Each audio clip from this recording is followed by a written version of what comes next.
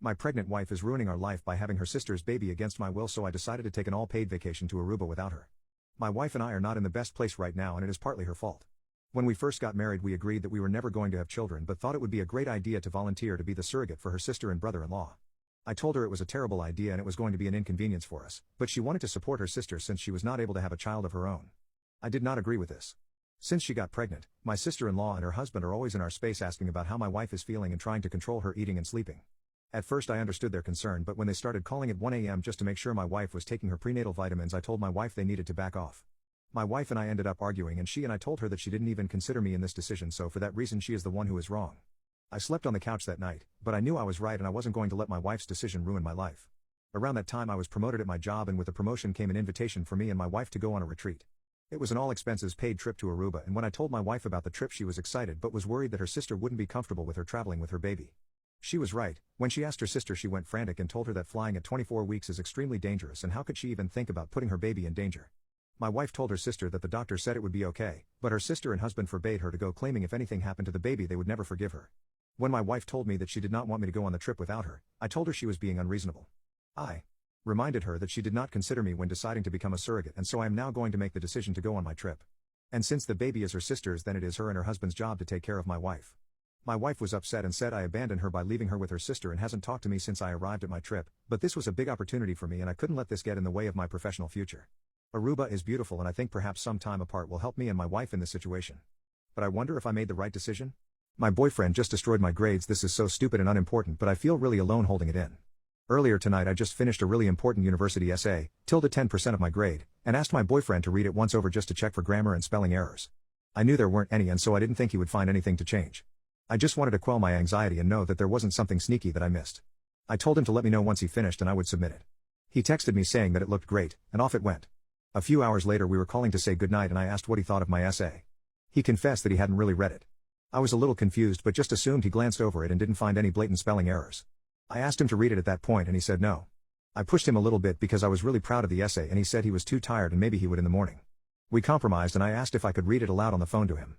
I hadn't looked at the essay since he had proofread it, because I assumed he didn't change anything, but after the first few sentences of reading it out loud I stopped abruptly. I didn't understand how there were already 3 grammar and punctuation mistakes. I quickly pulled up the revision history and saw that he had edited my entire essay to be illegible, with 33 edits that drastically changed the sentence structure and made them incomplete or nonsensical. I confronted him about it and he said that he just clicked the Grammarly suggestions and didn't read what they were. I feel so defeated. I know it's my fault because I submitted the essay without looking to see if he changed anything. I just assumed he hadn't. I haven't felt so worthless in a really long time. I'm on a college scholarship and I need to keep very good grades or I lose my funding for tuition and rent.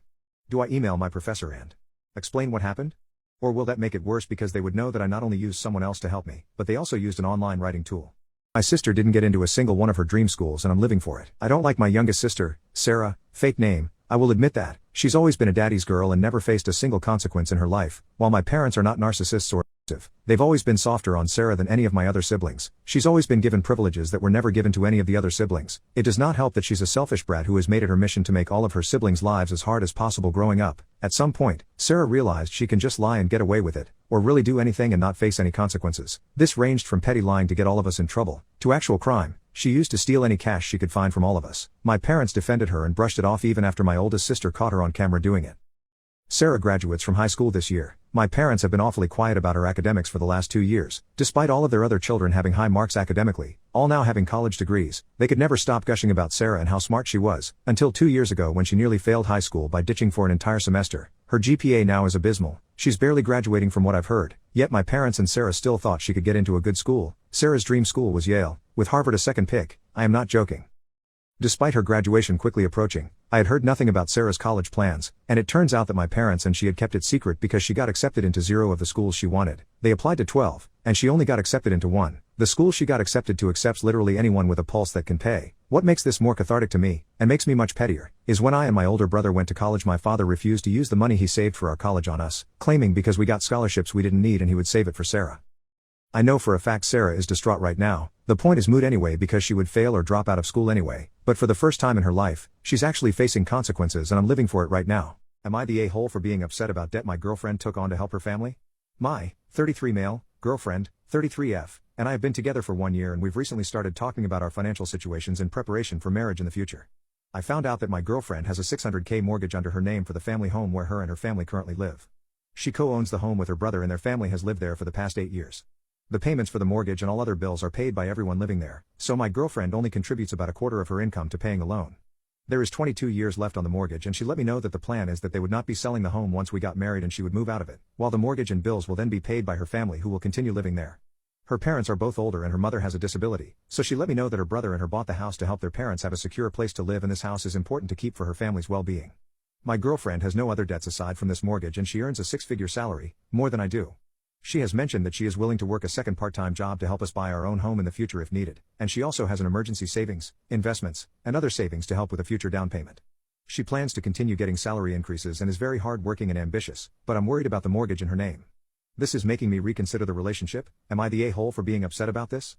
My daughter showed me the "My Dad is a Liar" video to tell me something.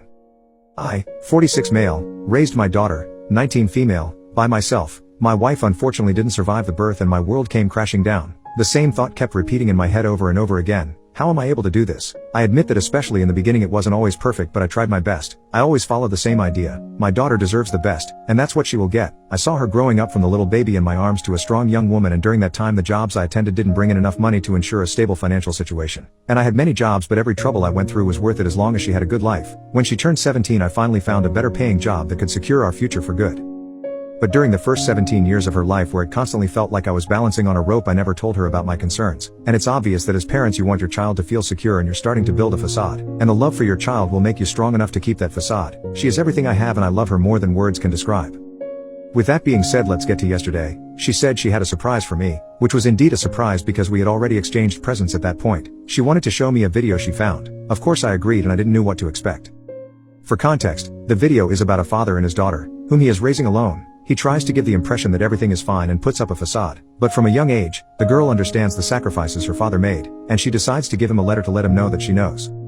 Many situations in the video seem so familiar for me. To be honest, almost all situations felt like a déjà vu, and the video made me emotional even though I really tried to resist my tears. And when the video was done I noticed that my daughter also had teary eyes, and she said that she showed me this because especially when she slowly turned into a teenager she started to notice many of the sacrifices I made for her. Sacrifices that I thought that she couldn't know about because obviously I never mentioned them, and for me I never had a reason to, as for me it was always just important that she's happy. She said she found the video a few days ago and thought that Christmas would be the perfect time, and she hoped that this would be the best way to let me know. And for the first time since she was born I started crying in front of her. The breaking point was finally reached. We cried into our arms for a few minutes. For years and years I built that facade to keep her safe. But now that the facade is no longer there it feels like we are even closer than we already were before. I love her so much, and I think my wife would be proud of us if she was still here. My creep boyfriend got butthurt at nothing.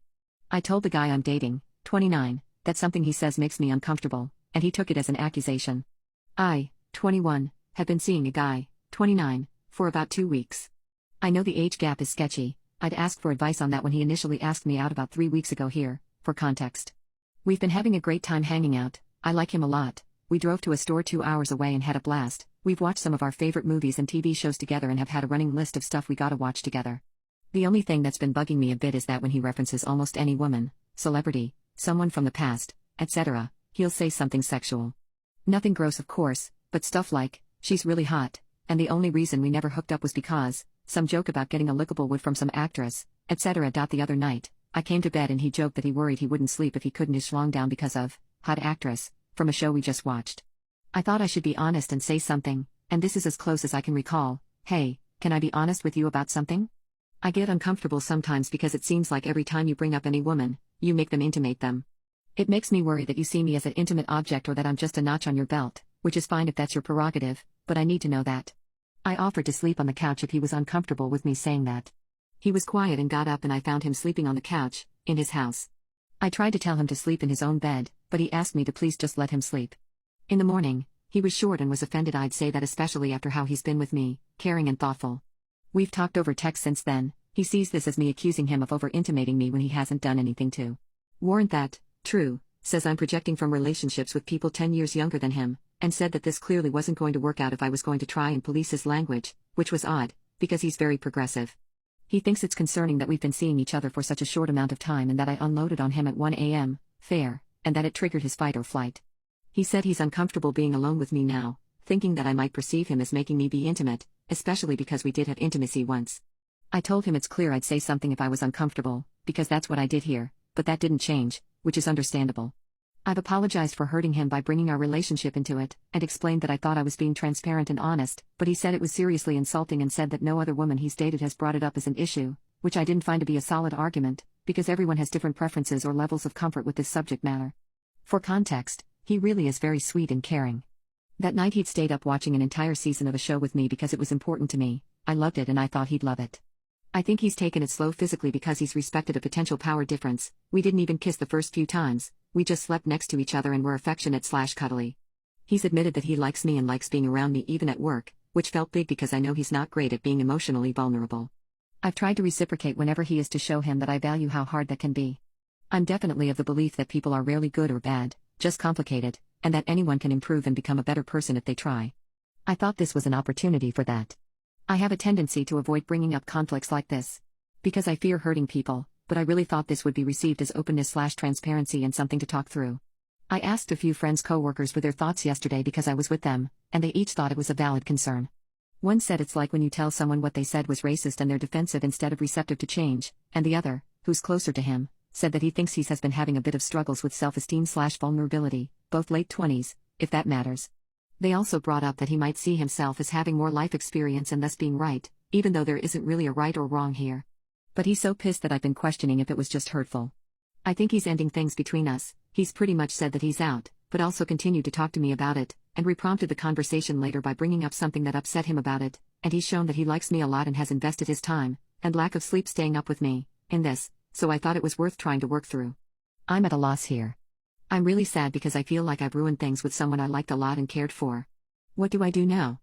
Is there anything I can really do to try and remedy/work through this, time/space, ask for a guy friend to help explain, etc.? And if not, how can I be more considerate and thoughtful about expressing this kind of concern in the future? My creep boyfriend got butthurt at nothing. So, after that fight, I, now 24, learned that I just needed to accept that he, now 32, knows better, and that I was just too immature to understand. Psych. I dumped that FA a few months later. Everyone who was like this is a major red flag and this guy seems like a creep was 1000% right. I was lonely and stressed at the time, had standards that were way too low and was a people pleaser/pushover. I'd been in an abusive relationship when I was a young teenager, which does not necessarily teach you the signs. If anything, you're more prone to similar relationships in the future. This dude was definitely beginning the emotional cycle, and I am so lucky that my time with him was brief and casual. If I had to pick, one of the most disturbing things he did after this was, repeatedly, playfully saying that if I got pregnant, we'd have to get a shotgun marriage, with a prenup to protect mommy and daddy's money, of course. Same dude who insisted on no latex dog or no dog. Barf, thank God for insertable protection. Anyway, we briefly saw each other some more after, but pulled away because I was heading back to college soon and simultaneously realizing that being thirsty didn't mean I should drink poison. I spent my last few weeks in town smoking grass and playing Mario Party with my awesome work friends. I had one last lame hookup when I visited a couple weekends after classes started and it just reminded me how much he sucked. He would still try to text me for a little while after that, and I wish I could say I was cool and reamed him out but I just gradually ghosted him. I came back to work around the holidays and I got looped in that he was pursuing a relatively new hire, 19, of course, and when I talked to her I found out he made up some bull that painted me as a crazy ex-figure, so I showed her receipts of me ghosting him and his general douchebaggery. He did a whole boo-hoo I feel so guilty so, she struggled to pull away at first too, but thankfully succeeded. Gross PS, she didn't make the mistake of dating him, but still ended up getting the baby joke threats. After that, I finished my senior year and moved back to a city I lived in when I was younger, and met this handsome dork who swept me off my feet with how sweet, goofy, thoughtful, loving, and intelligent he was, and still is. Our 2-year anniversary was a few weeks ago, and right now he's watching a video essay about weird old-timey medicine. I can't wait for him to tell me all about it later. To anybody in that 18 to 22 range dating someone 27 plus and you're getting orange flags from, dump 'em. It ain't worth it, and you are worth more than this. Struggling to hold strong? List off all of their cons, then stare and ask yourself, would I want this kind of love for my child? Love yourself as fiercely as a good parent would. I made my girlfriend cry for admitting that my best friend is more attractive than her. I, 25, have been dating my girlfriend, 24, for almost a year now. Before we became official, we were friends for at least 4 years. Other than my girlfriend, the second most important person in my life is my best friend, 24. We've been best friends for more than a decade, and she's been there for me for all my lowest points. I literally would not have survived this long without her. Our relationship is purely platonic. I admit that I've had a crush on her before, but we both admitted that it would be better for us to stay as best friends, and that was that. She isn't the stereotype girl best friend either. She's just my best friend who just so happens to be female. She respects boundaries and I'd like to believe that she genuinely just sees me as a friend, and vice versa. We've been each other's support systems for a long time, and even trust each other more than our own parents. Recently, my girlfriend asked me if I think she's prettier/more attractive than my best friend. For context, my best friend is a successful fashion model/influencer. She looks like your typical model/influencer, tall, slender, clear skin, while my girlfriend is honestly short, quite chubby, and has a lot of acne. I love my girlfriend. I really do. She has social anxiety and thus sometimes goes for long periods of time without contacting me, but I've never once felt any doubt or temptation to cheat or find someone else. I accept and love her as she is. When she asked that question, I answered that yes, I believe my best friend is prettier/more attractive than her. I mean, come on, my girlfriend is a normal girl and my best friend literally gets paid and receives lots of free stuff solely for her looks. She got offended and started crying. She hasn't talked to me in a while either. I don't understand why she's acting that way. I mean, the answer was obvious, but it doesn't make me love her any less. I clearly chose to date her instead of other women. I accept her as a whole package. I told my best friend about my answer, and she slapped me. Now, she's been on my butt to make it right. Was I expected to very blatantly lie to my girlfriend? Wouldn't it have been worse if it wasn't honest? Anyone with eyes could clearly see who was the more attractive one. Wouldn't it be a slap to her to just lie to her face that way? I don't get why I have to be the bad guy in this situation. My entitled step-siblings want to change the ownership of the house I bought for my parents, so their dad kicked them out and disowned them. I owned multiple businesses. I'm not really rich, but since I'm single and childless, I have a lot of spare money. I also saved a lot for my retirement, since I don't plan to marry and have children. I'm the youngest of my siblings, and the one that made the most money. My elder siblings sacrificed a lot for me to get an education since my father passed away when I was 17. I'm forever grateful for them. My stepfather, Dan, has 10 children with his previous wife. His previous wife passed away from cancer years ago. Dan and my mother, Susan, were introduced when I was 20. I don't like his family. His children are all greedy and selfish. In my country, it's our culture to give money to our parents after we start working. Poor Dan was a school principal, but he loaned a lot of money for all his children, making sure they won't be trapped with student debt. In the end, his monthly pension money will be deducted from the bank to pay debts with little left for their expenses. Luckily, my parents have a farm and that helped them to earn money. My step-siblings always ignored him when he asked for money, and my siblings were always the one that sent money. My step-siblings will ask for vegetables and chickens from the farm for free. They didn't even come inside Dan's house, which is considered rude. They just took the things they needed and left. They rarely came back to visit them, and when they did, they rarely bought groceries. I worked hard to earn money for my family. I figured if I have money, I can solve all their problems and make their worries and sadness from poverty go away. 3 years ago, I bought a house for them and renovated it to their liking. The house is even bigger than my house and Dan's previous house. They can keep their dogs, fishes, chickens and ducks. Dan is a good person. He helped me and my siblings when we were very poor. I paid for the house maintenance, hired housekeepers, and bought groceries every month. I gave them pocket money every month too. I made sure they would never lack anything or need to work hard again, and all they need to do is relax in their old age. My step-siblings started to come frequently, stayed there on weekends and ate the groceries that I bought. All the groceries are high quality. I only buy the best for my parents. Hell, they don't even cook. They expect my mother to cook for them. If not for the 2 housekeepers, my mother will be tired keeping the house clean because all of them are lazy asses. Their children throw snacks on the floor.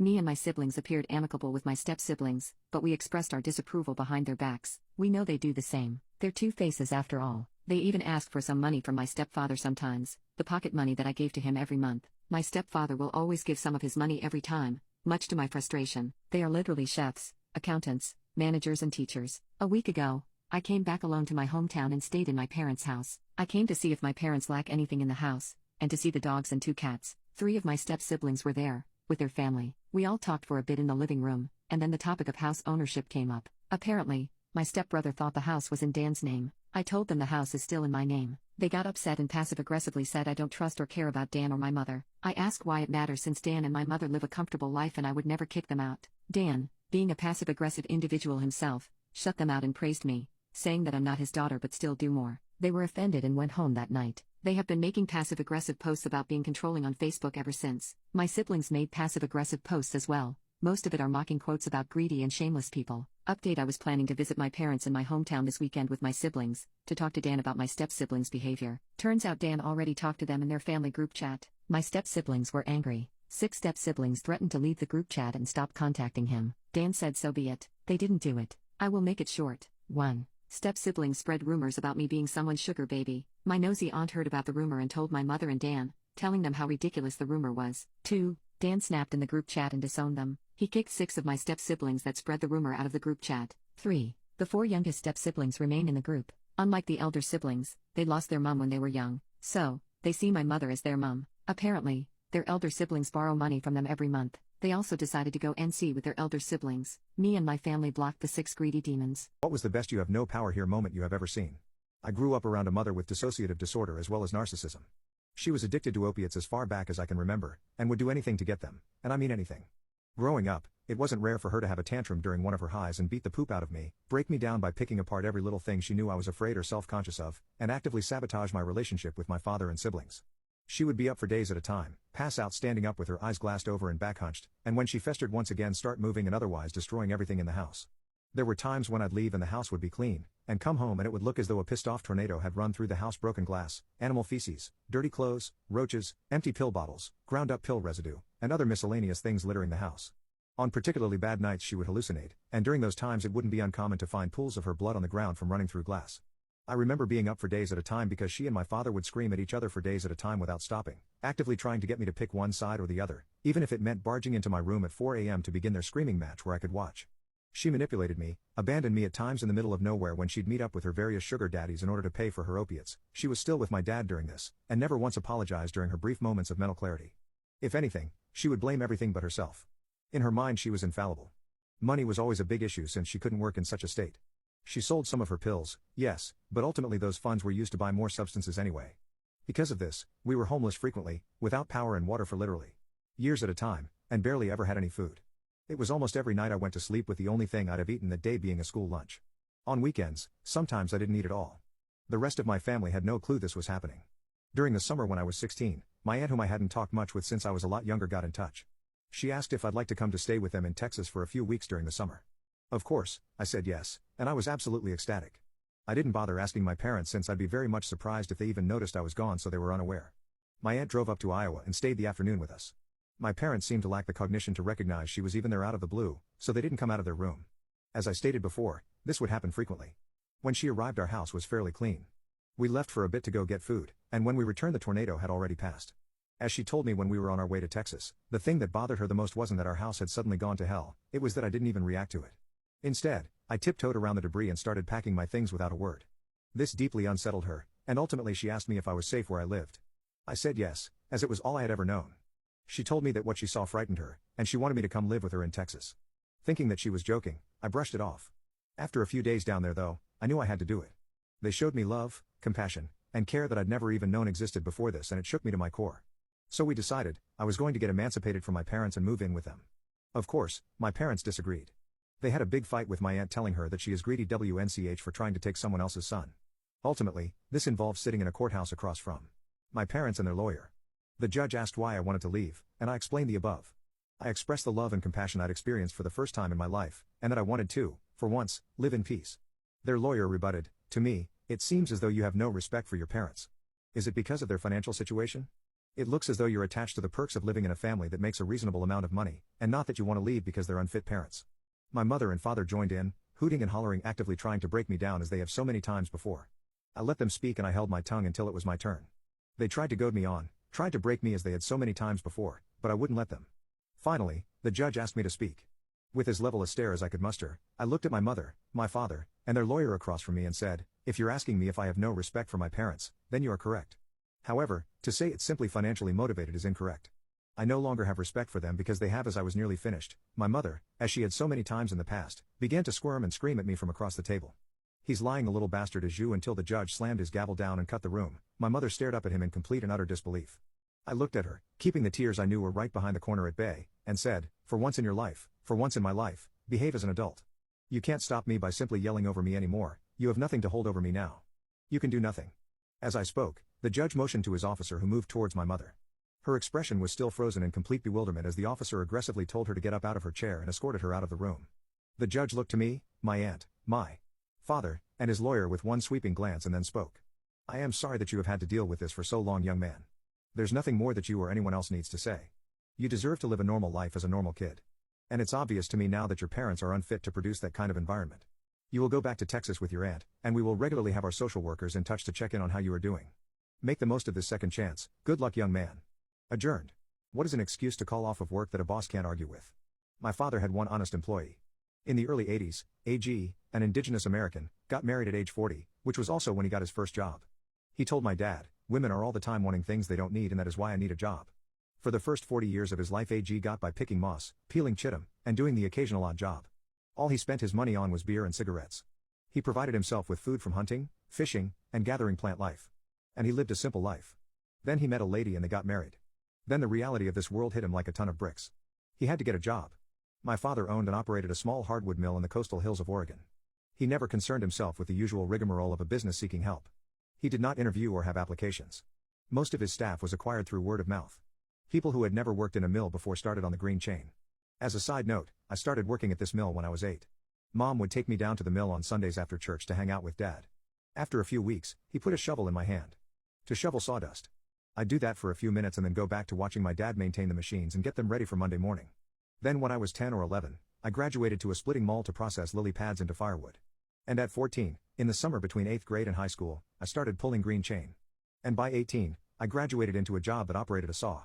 AG was hired to stack lumber. He was good at it, but not altogether fast. A few weeks after he started, he called Dad up at 5 in the morning on Monday to say he was too drunk to come to work. My dad just said, "Okay, just come on in on Tuesday." Dad called AG his only honest employee. AG worked for the business for several years.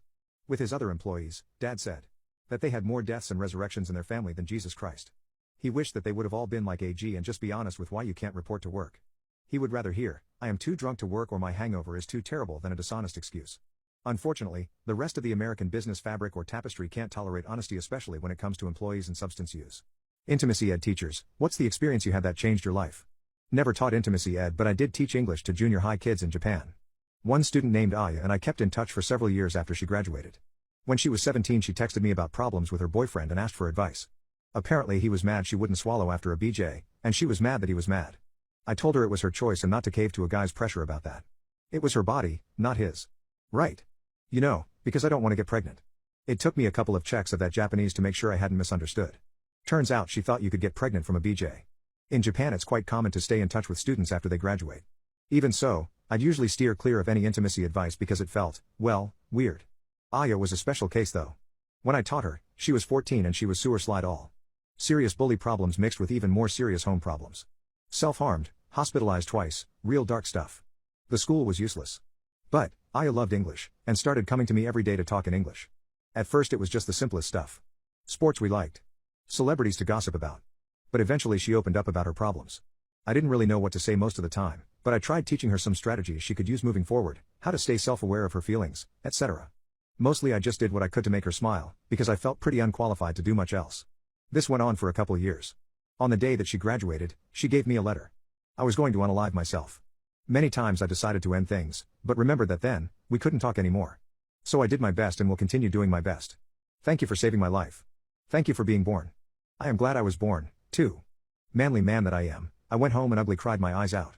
She had also included her phone number, so I texted her thanking her and that I'd still be a supportive figure in her life if she needed anything. Over the years, she'd often ask for help on how to handle a lot of situations, and sometimes that included intimacy stuff. I wasn't always sure how to discuss those topics, but I made sure she was making safe calls. That's all you can do, right? That was about 10 years ago, and she's doing so much better in life. Got away from her abusers, got a nice job, and sees a regular therapist. Last year I even went to her wedding. I don't think she has any idea how deeply she moved me. What would be a funny thing to say to a surgeon before anesthesia kicks in 5 seconds later? As an anesthesiologist, let me clear some things up here. Rarely is the surgeon even in the OR during induction, going to sleep time. Usually just the anesthesiologist, OR nurse, and person that helps with instruments for the surgery are present. I've heard and seen every crazy thing imaginable, including people's deepest fears and secrets. Mostly this is caused by a premedication such as versed removing inhibitions. Every now and again I'll hear something that will even make the entire room chuckle. 99.99% of the time whatever you say has already been said and isn't nearly as funny or original as you think. I often hear from patients in pre-op that their biggest concern is saying something they will regret, and I always reassure them the majority of people talk a lot less, and the ones that do talk usually hold relatively normal conversations for the brief period of time of getting a premedication to going under full general anesthesia. Now if we are talking a case involving moderate or deep sedation and not general anesthesia, it's completely different. If I were to have surgery and the anesthesiologist not know me or my profession, I'm sure I'd do my best to prank him by saying something completely obscure about anesthesia and just give him a wink. My fling is gaslighting me for craps and giggles. My boyfriend of 5 months just moved in with me 3 weeks ago. He had some problems with his apartment, damp walls, and it has to be renovated. As my roommate is currently spending some time abroad, I told him it would be okay if he stayed at my place for 4 to 6 weeks, he'll be able to move back to his own apartment by that time.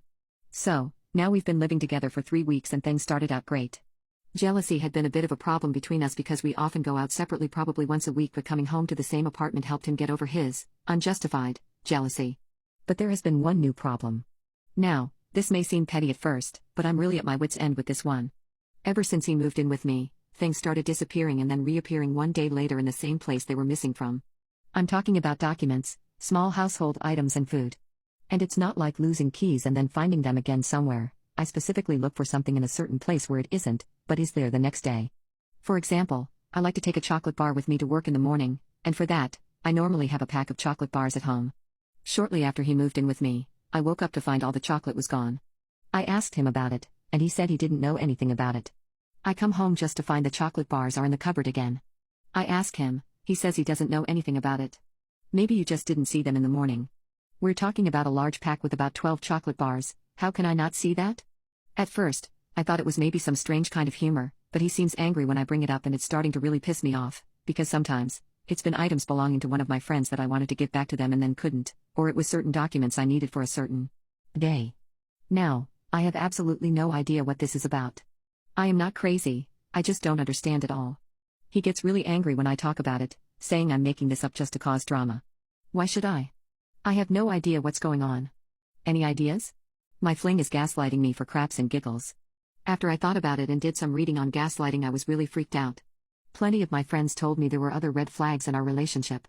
It got me thinking and more stuff came to mind that should have worried me a long time ago. Our whole relationship felt pretty rushed from the start. I didn't even want to date, but he showered me with romantic gifts/gestures/date ideas/texts and I finally gave in. He was pretty upset when I didn't want to say I love you from the start, when I didn't want him to meet my family right away, when I didn't want to have intimacy without a latex, you don't trust me, and when I didn't want to book an expensive vacation with him.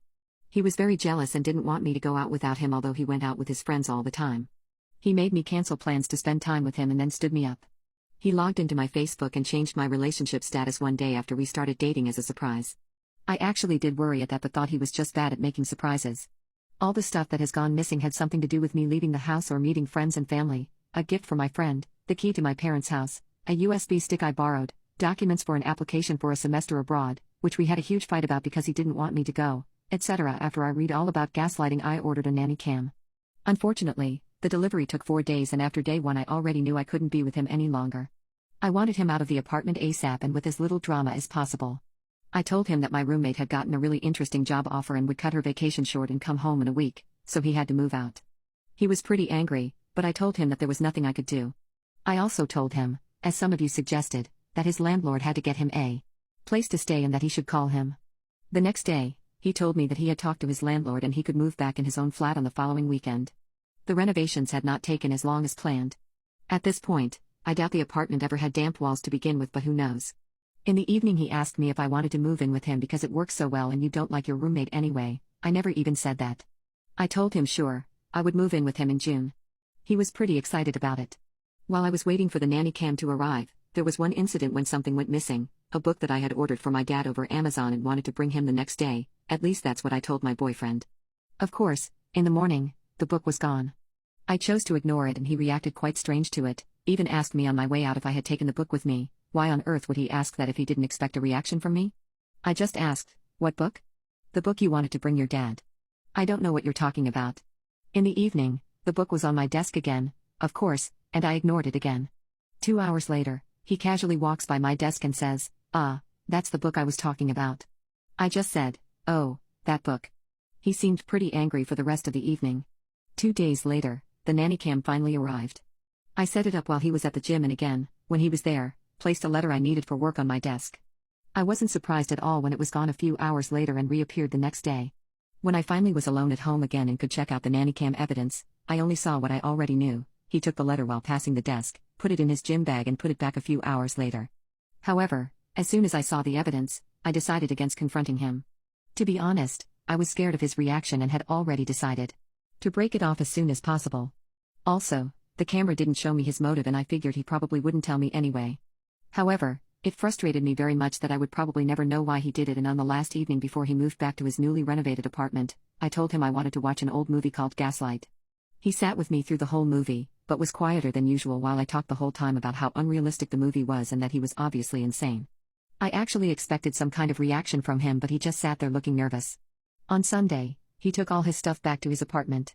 My brother had organized someone to come and change the locks, and as soon as that was done, I wrote my boyfriend a text telling him that it was over. I had no interest in being contacted again, that our breakup was final, and I thought it was very sad that he had to hide my things to keep the relationship interesting. Since then, he called me more or less nonstop, but I haven't picked up and I won't. I know, this isn't the most heroic or exciting ending. I could have confronted him with the video evidence, but instead I cowardly broke up with a text message. However, I really didn't want to confront him and have a dramatic fight. I just wanted it to be over as soon and as smoothly as possible. If there's anything I've learned from this, it's to not rush into a relationship. What's a red flag that you ignored in a significant other, only to realize it was a big deal later? My husband was the perfect boyfriend. Once we were married, things drastically changed. I realized it about 5 minutes after we were pronounced husband and wife. We got in the limo to be taken to the reception site, and 100% of his attention was on the driver. I couldn't believe it, but let it go. I knew, however, that I had just made a huge mistake.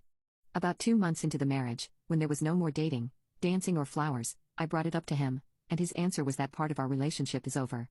What? Really? He then went on to tell me that he married me, so he didn't have to court me anymore. Wow. I tried to talk to him, and explained that I fell in love with him because of the way he treated me and that I really wanted that man back. He looked at me and told me that that man never existed. He was right. For many years, I sought therapy, thinking there was something wrong with me because this marriage wasn't working. My history in life made me believe that it must be my fault. I changed who I was way too many times, to the point that I don't know who I am. The dude's a freaking narcissist. My idea of what made a narcissist was way off point. Yeah, I'm still married to him, but I protect my heart from him. He's caused a lot of pain, so we live as roommates, and it works. Please don't ask why I stayed, only people that have endured abuse would understand, and I've written enough already. I just wish I wasn't so weak and vulnerable when I met him. He knew I was the perfect mark. So if you can, and have friends and family to support you, run if you see this kind of behavior. Me? My mother and father were abusive, and I had just got out of a 15-year extremely abusive relationship 5 months before I met him. So yeah, I was truly alone. What's one time you dodged a major bullet? When I was about 18, on a peak of bipolar disorder, extremely short of money, alone in a capital city far from my native town, tangled in problems and lies and desperately looking for a part-time job while studying in uni, I basically dodged human trafficking because I didn't have a cell phone. I went to a job interview for a sales associate in a clothing boutique with a bunch of other girls. They called for girls who were relatively attractive and could speak English. They took photos of us, asked some basic questions about our families, finances.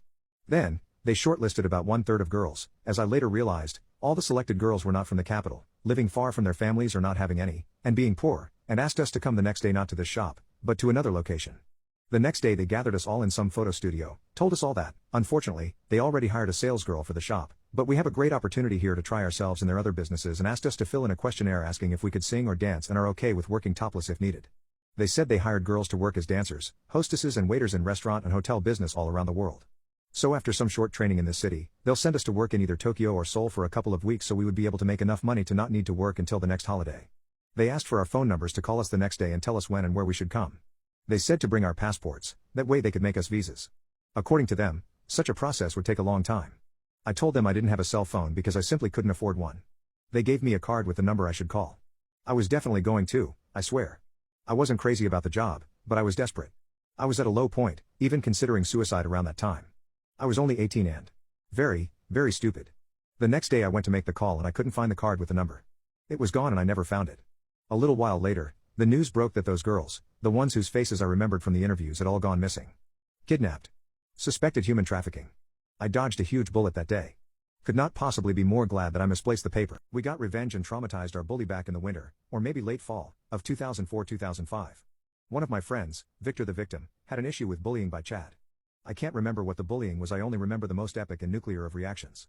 Victor attempted sewer slide and spent weeks out of school before coming back. So this bullying that led to a fist full of prescription pills and Victor getting his stomach pumped in the ER. Not your garden variety bullying. After months of attempts of doing things the right way unsuccessfully, we planned our attack. And yes, I consider it an attack. Before anyone you could have shot his eye out, we discussed that possibility. None of us cared if that was the outcome. Quite simply, we waited until Victor was documented to be at work late one night. Our posse, 4 of us, gathered up a bunch of paintball guns and equipment, forest camo/dark clothes, and jumped the bully in his driveway when he was getting home. We unloaded on him with paintballs, not giving two shits about whether or not we shot his eyes out. By the end he was rolling around covering his face while getting repeatedly shot point blank. We left a note on under his windshield wipers. Next time will be leave Victor alone or you're dead. We also took a bunch of tire irons to his car and smashed the hell out of it. Good thing we were wearing full masks because of the little bits of glass flying everywhere. CSI being a thing and all, we used a new pack of note cards sealed in plastic, gloves and deliberate evil-looking handwriting that was less handwriting and more drawings with red ink. When he finally showed up at school, he looked like he'd been sent through a meat grinder. He was absolutely covered in blue/black welts and had several bandages on quite a few spots where the skin had been broken. Needless to say, the cops were called on the incident, and there was a big thing in the morning where the cops went into every homeroom class and asked if anyone knew anything about it. The cops tried to guilt us into confessing having no clue who actually did it. They brought up shit like he could have lost his vision if his eyes had gotten hit, the issue that he may get permanent scars. They eventually showed pictures in the ER of his blood mixing with paintball paint from the welts being so numerous they were on top of each other. The guilt trip strategy to invoke a confession was a good one, except none of us actually felt guilty. Being the smartasses we pointed the finger at Victor and one other friend who we knew had an alibi, work. He was jumpy and never the same. I straight up think we gave him fairly moderate PTSD from the attack. Like we seriously psychologically damaged him. After a few months he moved and didn't tell anyone where. I think his parents just straight up left town with the kid and he may or may not have graduated elsewhere. Hitchhikers of Reddit, what are your most memorable experiences from the road? My girlfriend and I were on a effing road trip to visit her family. After driving for about 3 hours, we stopped at a gas station. I went inside to grab some snacks while she took care of pumping gas. Inside, I noticed a dude sitting alone at a table with his bags next to him, staring out the window. He looked homeless as fuck, with long hair, a beard, and worn out clothing. It was obvious he hadn't had a shower or shaved in quite some time. I instinctively checked my wallet in my back pocket, being cautious around unfamiliar people. But then I decided to approach him and strike up a conversation anyway. The man began talking about the sweltering heat outside and then asked where we were headed. After hesitating for like 2 seconds, I mentioned that we were headed to California. He responded saying it would be cool if he could hitchhike with us until he found another ride further westward, which seemed like an okay idea since we weren't in any rush and had time to spare anyway, so why not? My girlfriend entered the store after finishing pumping gas and saw us talking together. She was standing behind me silently unsure of what was going on but eventually agreed that this stranger, who introduced himself as Dave but couldn't recall his last name, could join us on our journey as long as he didn't cause any trouble along the way, which worked out great for Dave because it gave him more weeks before having to hitchhike across California all by himself again, which had been his original plan before randomly crossing paths with us. It felt almost serendipitous, like fate brought us together or something. Who knows? So Dave joined us on our journey from Texas all the way up through Nevada until finally reaching California that afternoon, expressing immense gratitude for allowing him into our adventure which had taken up more than 2 years of his life even though it only took 3 days for us.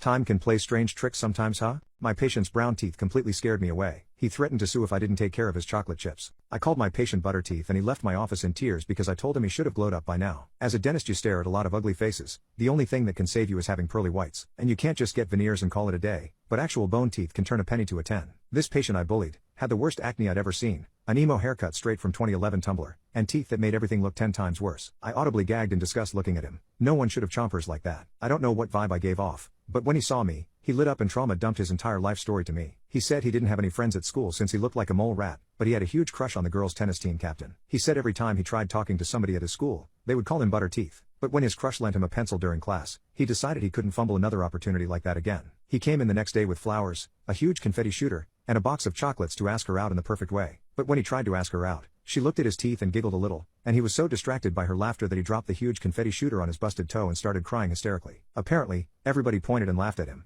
and the girl was embarrassed that he even thought he had a chance with her. He even started tearing up while telling me the story because he'd never felt that low before. He knew he wasn't the best looking, but he didn't realize that the girl he thought would marry him one day couldn't even stand to be near him. So, he came here to see what he could change so that everyone could finally see him differently. I insisted that all he had to do was fix his teeth and he would be set for life. His new smile would make him really confident. He thought I was lying to him, so I told him to look up the missing tooth, missing eyebrow guy. As soon as he saw that image, he was convinced and I started working on his teeth. I asked how they were so stained and yellow, and he said he drank a lot of coffee because he stays up playing Genshin Impact every night. His mouth also smelled awful and it made me gag. I was surprised he wasn't affected by the smell, but he must have gotten used to it by now. I told him his oral hygiene was really bad, so we needed to whiten his teeth and get rid of his bad breath. He asked if I could give him veneers since it was a quick solution, and he didn't want to get made fun of anymore. He said that if better teeth were going to change what little he had left of his teenage years, then he wanted to do it fast. I couldn't give him veneers because that would only cover up the problem, not get rid of it. He wanted to know how he could get white teeth naturally, and my answer to him was that he needed to brush his teeth with toothpastes that don't have harsh chemicals in them because brands like Crest and Colgate, which everybody uses for some reason, have fluoride and hydrated silica. Too much fluoride leads to brown spots in the tooth and weakens it, making it more brittle and easier to chip off. As for hydrated silica, it damages tooth enamel, and using it to brush your teeth is like using sand to clean glass. So, if he thought he was cleaning his teeth every day, he was actually doing more damage and making it far dirtier than before. I told him that just changing to a natural toothpaste with better ingredients would be more effective for him since the standard brands weren't working. Lately, I've only been giving my patients ORL toothpaste because it has xylitol, which reduces the risk of tooth decay by eliminating the bacteria that causes the decay, and avoids all harsh chemicals, including fluoride and hydrated silica. It also has the best taste, which makes it easier for my patients not to go back to their usual sweet toothpaste. But honestly, any toothpaste without harsh chemicals works. You just have to do the research first to make sure it's actually safe for you. My patient tried arguing with me when he saw that toothpaste costs almost $30, even though people spend thousands on clothes, makeup, and useless fitness equipment. But teeth are the only thing you can never take off. When I explained it to him that way, he accepted the ORL toothpaste, and I scheduled him for a 4-week checkup since that would be enough time for the toothpaste to show some results. 4 weeks later, I actually found him talking with the other people in the waiting room. This was something he had never done before, but he seemed really comfortable talking with everyone. The moment he entered my office, he immediately started ranting about his life, and as soon as he started speaking, I could see, and smell, the difference. This past month, his schoolmates had stopped saying bad things about him, and nobody called him butter teeth since his teeth weren't yellow anymore. And because he was far more approachable now that he was more confident with his appearance, he had some friends who invited him out a lot. Most of his nights were spent partying with them or playing video games. Mind you, he hadn't groomed himself at all and still had acne all over his cheeks and a horrible bowl cut. All he did was fix his teeth with the ORL toothpaste and people were all over him. So, I sent him off with one request: well, everything is fine with you except for that haircut. Please go see a competent barber. What is your weird classmate story? 1. He ate his vocabulary book at a rate of 1 or 2 pages a day throughout the school year. The teacher sent him to the office so many times, but next class he was back at it again. He was so determined. I wish I'd asked why. 2. We had a guy at my high school who was a little socially inept. He would walk through the hallway with a sharpened pencil extended in front of him like a spear and say, make way, mere mortals, whenever he would walk to class. He also got in trouble for looking up corn on the library computer. Of course, actual corn sites were blocked, so he researched pictures of Roman and Greek statues of nude women. 3. When I was a junior in high school, there was this turd freshman. Name's Austin. He thought he was a rebel. Austin had bad acne. He would pop his pimples and eat it to gross everyone out. He tried his best to make everyone hate him. Then he would cry after school to the teachers that no one liked him. 4. The weird kid in my graduating class always walked around with a sketchbook in his hand. He would draw graphic, yet very realistic, looking sketches of peepees and hentai during class, and then somehow made them blend together into beautiful landscapes or works of art. It was like playing Where's Waldo every time he showed you his sketches, except with peepees. Other than that, he was quite a funny dude to be around and everyone in our grade liked him. Last I heard, he got accepted into a well-known art school in the States, and is apparently flourishing there as an artist. I hope he's still walking the halls with his PP book in hand and enjoying his little artistic life out there. 5. When I was in 6th grade, one of the special education kids whipped his dick out in gym class and started jerking off. Like really jerking off. Kids were losing their poop. He actually managed to finish before the coaches could get to him. 6. A guy named Aaron. Big, stocky, wild unbrushed hair to his shoulders and a face full of freckles. Always brought his pet rat to school. Tried to crack open a coconut on his desk in the middle of some. When it came to choosing year 12 prefects, he decided to give it a go. Part of applying is giving a speech in the performing arts auditorium to everyone so they'll vote for you. He gave a long rambling speech, but the highlight was him pulling a live pigeon out of his backpack and setting it free in the auditorium yelling fly. 7. This one kid was caught with a machete in his backpack. This was around the time when people would dress as clowns and creep people out, so the kid's excuse was that the machete would be used to fight the clowns off. He was expelled. 8. She thought she was a cat. She crawled around on the floor, meowed, and purred. The teacher allowed this, and I didn't really care because she was still normal besides the cat thing. It got really weird when my friend suddenly screamed ow, F, followed by the girl going meow from under the table. She bit his leg. 9. This kid named Alec used to walk around hissing at people randomly and throwing things down the hall. In freshman year, they found a hit list in his locker. I somehow ended up on it even though I had never said a single word to him before. 10. There was a super weird kid in my class who one day seemed to just disappear. Well, apparently he got arrested for cutting a chicken's head off and using the throat and body like a fleshlight. No one was surprised. 11. A girl I went to elementary school with used to think she was a dog. She would act like a dog, panting, barking, and licking her arms. We were all kids and it wasn't frequent enough for it to be weird, but one day she comes up to me as we're putting away our backpacks on the hooks and sticks her tongue out to reveal a glob of her own hair on her tongue. She then goes, shh, and walks away. I will never forget this. We actually became closer acquaintances in high school later on, but I was too embarrassed to ever bring it up, mostly for her. Kidnapping survivors, what's your story? I was staying in a hotel, because who wants to spend 2 weeks in a small house with 6 other people? My cousins and good friend were coming to pick me up for the evening, so I was expecting a knock at the door. When one came, I didn't even look through the peephole, just opened it. I was met with a .22 revolver in my face being held by a young black man. His neck was tattooed, had dreads, said his name was Anthony and he was there to end me. I backed into my room and sat on the bed as he ordered, and he ripped the phone cord out of the wall to tie my hands behind my back, which he did but not very well. As he rummaged through my things, I attempted to reach my phone, which I knew was under the pillow behind me. I failed to do so. When he finally came back to retrieve me, we got to the door and I began screaming and kicking. I imagined since there were 2 dogs next door, at least I would prompt them to bark. Nothing happened and that's when I got the concussion. He then decided to rummage through my things again, and I attempted to reach the door handle but couldn't before he turned back around and directed me out of the door. He then walked me across the parking lot. I was wearing yoga pants, a tank top, and socks in the middle of winter, to a van parked across from my room. He instructed me to sit on the floor in between the 2 seats, and he forced my head to lay on his thigh, where he placed very direct pressure on my neck with his forearm. We drove around for a while, eventually stopping at a random house near a gas station. He had me lay my stomach down on the driver's seat while he held the gun to my head and he took a piss outside. We then drove to the gas station where we walked inside, and he bought blunts and cigarettes. No one seemed to notice I was beaten, bloodied, and wearing socks in the dead of winter. We got back into the vehicle and drove around while he smoked dope and told me about his life. He told me his name again, his kids' names, and his financial struggle, and noted how he did not want to end me. At this point, it kind of clicked that this was a gang initiation, which is very common in the area. This was something they always talked about when I lived in the area, lived there during high school, and was 20 when all this happened, but we never knew anyone who went through it. So it was kind of an urban legend. But it was happening to me and I had to figure out how to survive. I then told him I had recently found out I was pregnant, and if he let me go, I would disappear, no one knew I was there, no one would know I was gone. This kind of seemed to work. However, some more abuse ensued with a lot of shut the F ups as he began pounding me on my back. When driving, I was on the floor/head in my lap. This is when he fractured my vertebrae. We then pulled into an apartment complex that I recognized when I caught a glance out of the window. He then instructed me to climb into the truck area of the van and he raped me 4 times. It was well into the next day at this point. After he was done, we drove to an apartment in the city of Chicago where I sat on the couch while children played around my feet for 8 hours. I somehow managed to sleep for maybe 40 minutes at this apartment. I assumed these were his children, and the woman who was there was his girlfriend/wife. Somehow, they were very okay with my presence. She even cooked me a meal and I was able to eat before we left. When we left, we drove around for a few hours until after dark. He then all of a sudden stopped. Told me to open the passenger door. And run. So I did. I realized he dropped me off across a field from my hotel and I ran to the office where the police were called. Before the police arrived, he showed back up and took me and the receptionist at gunpoint. When we were driving off, he didn't ensure that we were on the floor, hidden, and I was able to signal to one of the arriving officers, and the man was arrested after a brief chase. I haven't been back to the area since, have PTSD, brain damage, and chronic pain from my back injury. I've undergone 8 surgeries to alleviate some of the back issues, but it looks like I'll always be dealing with it. What happened in your office that became the stuff of legend? The door. Years and years ago, when I quit smoking, I found my temper would often flare up during the first few weeks of abstinence. I worked at a remote branch office with a staff of 6. One morning when I came to work early, something went wrong and I was so angry that I impulsively gut punched my office door. The door was hollow core wood, I punched right through it. I admitted my foolish outrage to my office mates when they entered an hour later. And little was said about it. I believe they were sympathetic with my situation, and supportive of my effort to quit smoking. Their matters laid at rest, nothing more said. Until the office Christmas party, when staff from all branches and the headquarters office, over 100 souls, gathered at some central location for a meat-tail party and most sumptuous feast. Everything paid for by the company as a treat to us. This was followed by after-dinner drinks, and the award ceremony. The award ceremony was a production of the employees and was in the nature of a good-humored roast, drawing upon such amusing things as had happened involving any of them over the past year.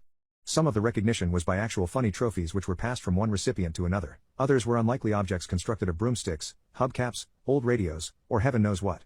Because I and my cohorts were from the remotest branch, none of us received, or ever expected to receive, recognition at this ceremony. We had our own Christmas party, for that.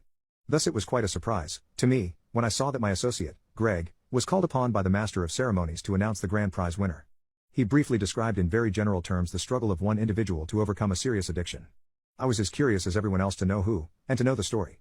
The room became very quiet, as the subject appeared to deviate from the laughable to the serious. The recipient was as yet unnamed. Then a cloaked object was carried onto the dais, looking for all the world like a draped coffin. With the words, "And the winner is, John Scott Gear," the black drape was pulled away to reveal my actual office door, with a precise halo painted around its wound. Somehow, the damn thing had been spirited from our office, and carried the 60 miles to the party, unbeknownst to me. And it became the stuff of legend. What did your teacher do that you didn't realize until you were older was effed up? After the Columbine incident, schools started to have all sorts of procedures set up in case of an active attacker incident. At my high school, we were taught if an announcement was made over the PA of a certain fake faculty member was to report to the main office. That was our cue to shelter in place and take shelter in the classrooms. Once a year we had the drill and every time it lasted about 5 minutes. We had a teacher though that was just a little bit off. I had him for a class during 8th period of my junior year and as time went on, the whole class kind of figured he just was a very serious, quirky kind man. On one particular day, about 10 minutes into class, he tells us all to get under our workstations because he heard the coded announcement. We all hid till the end of the period in our positions until the end of class bell rang. Our classroom was at the end of the school and it was generally quiet outside, so we never questioned whether this was a drill or not. This happened 2 more times during the year. We eventually just figured that he wanted to test us with his own drills. Looking back on it and by talking to some of my former classmates, turns out he was faking active drills to get the class to shut the F up at the end of long days. Divorce lawyers of Reddit, what client of yours was so bad that you personally hoped they wouldn't get anything in a settlement? I wasn't the lawyer, my close family member was. Couple had 2 kids, one healthy, one severely disabled. Like 24-hour-a-day care, more surgeries than birthdays, will never have a normal life, might maybe possibly learn to speak a word or two eventually, will never be out of diapers. Client's idea of the divorce was that his soon-to-be ex-wife would take the disabled kid and move out of the house. He would keep the house and the healthy kid, and his girlfriend would move in. He would contribute nothing to the ex-wife, and nothing toward the care of the disabled kid, for the rest of his life. They would just evaporate. The judge was not impressed. She got everything the judge could possibly give her. The house, the nicer car, both kids, alimony and the maximum child support allowed by law. I think the judge would have turned the guy over his knee and spanked him if it had been possible. How did the poor kid get revenge in becoming stinking rich? In junior high, my English teacher called out a kid in class for having holes in his shoes and said he needed to get new shoes before he came back to school. She really poured it on, saying they were horrible, smelled bad and were trash, etc. This kid was about the poorest kid in town. His mom had died and his dad lived on disability and whatever side work he could get doing small welding jobs. They couldn't afford new shoes. The kid was obviously embarrassed and trying hard not to cry. My best friend was sitting in front of him. He turned around in his desk and started counseling him. "Dude, it's okay, don't worry about her, no one here cares about your shoes," etc. The teacher yelled at my friend to turn back around, then at the kid. "Are you crying? What's going on over there?" And that was it. My friend snapped. He stood up, turned around and said he wouldn't be if you weren't such a bee.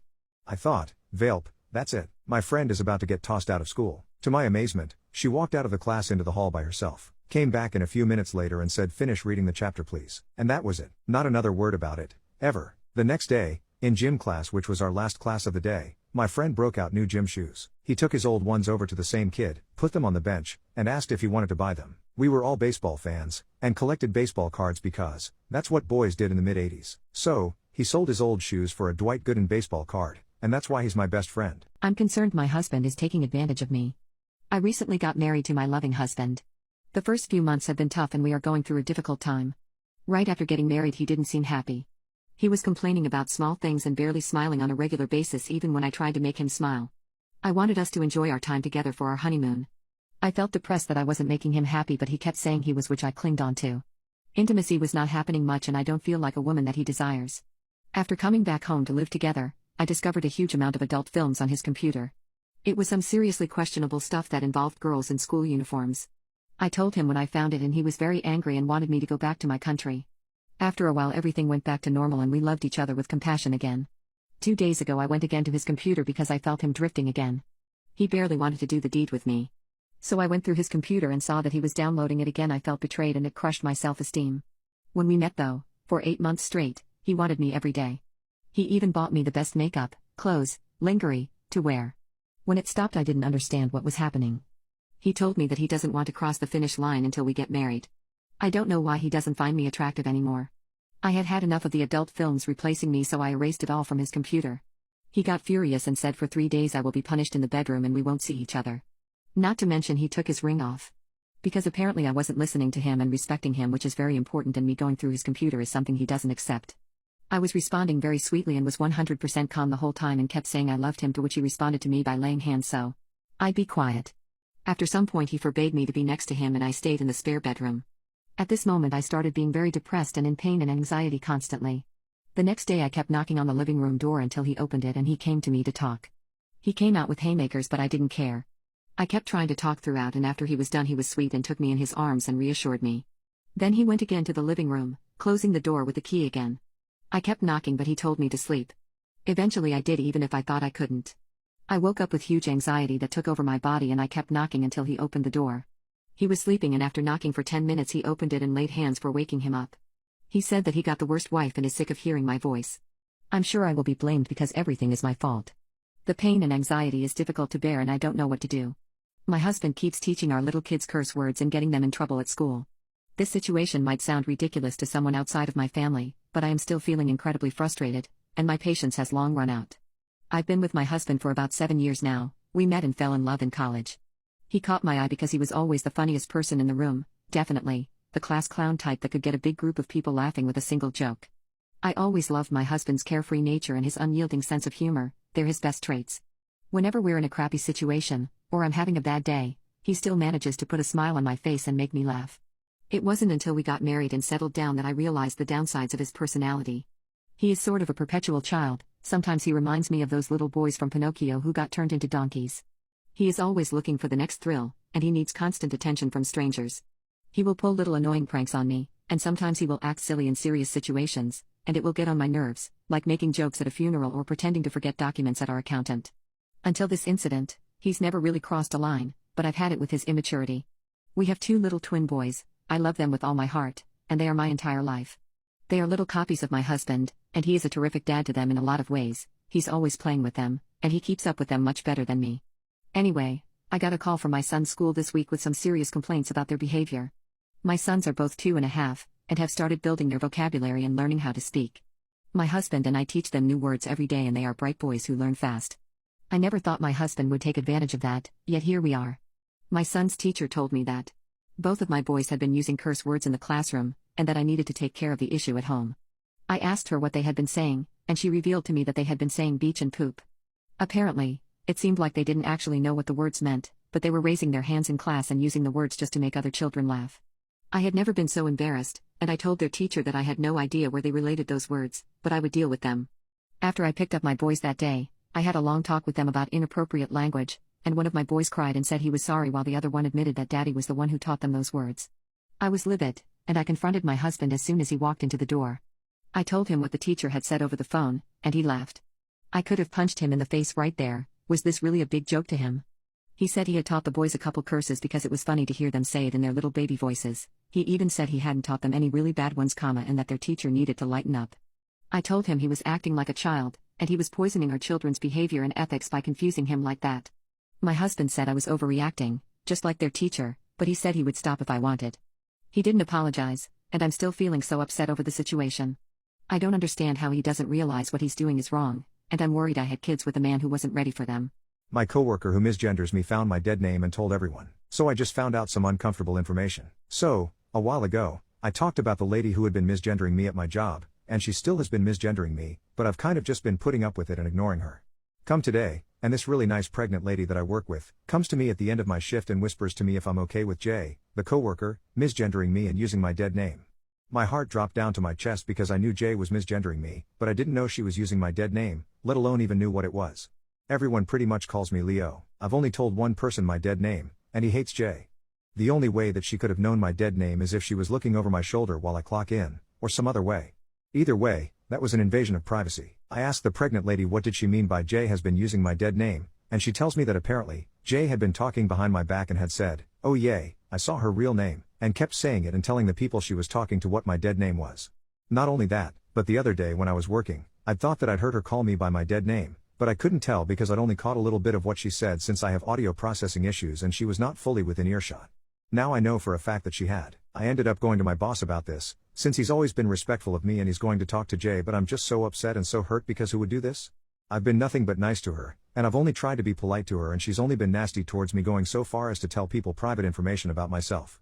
Information that I haven't told anybody and that she has no right to tell people. She has no right telling other people's business. And the fact that I had to hear this from somebody else tells me that she knows what she's doing is wrong. If she continues to do this after my boss talks to her, I'm escalating it to HR. I'm not going to tolerate disrespect like this.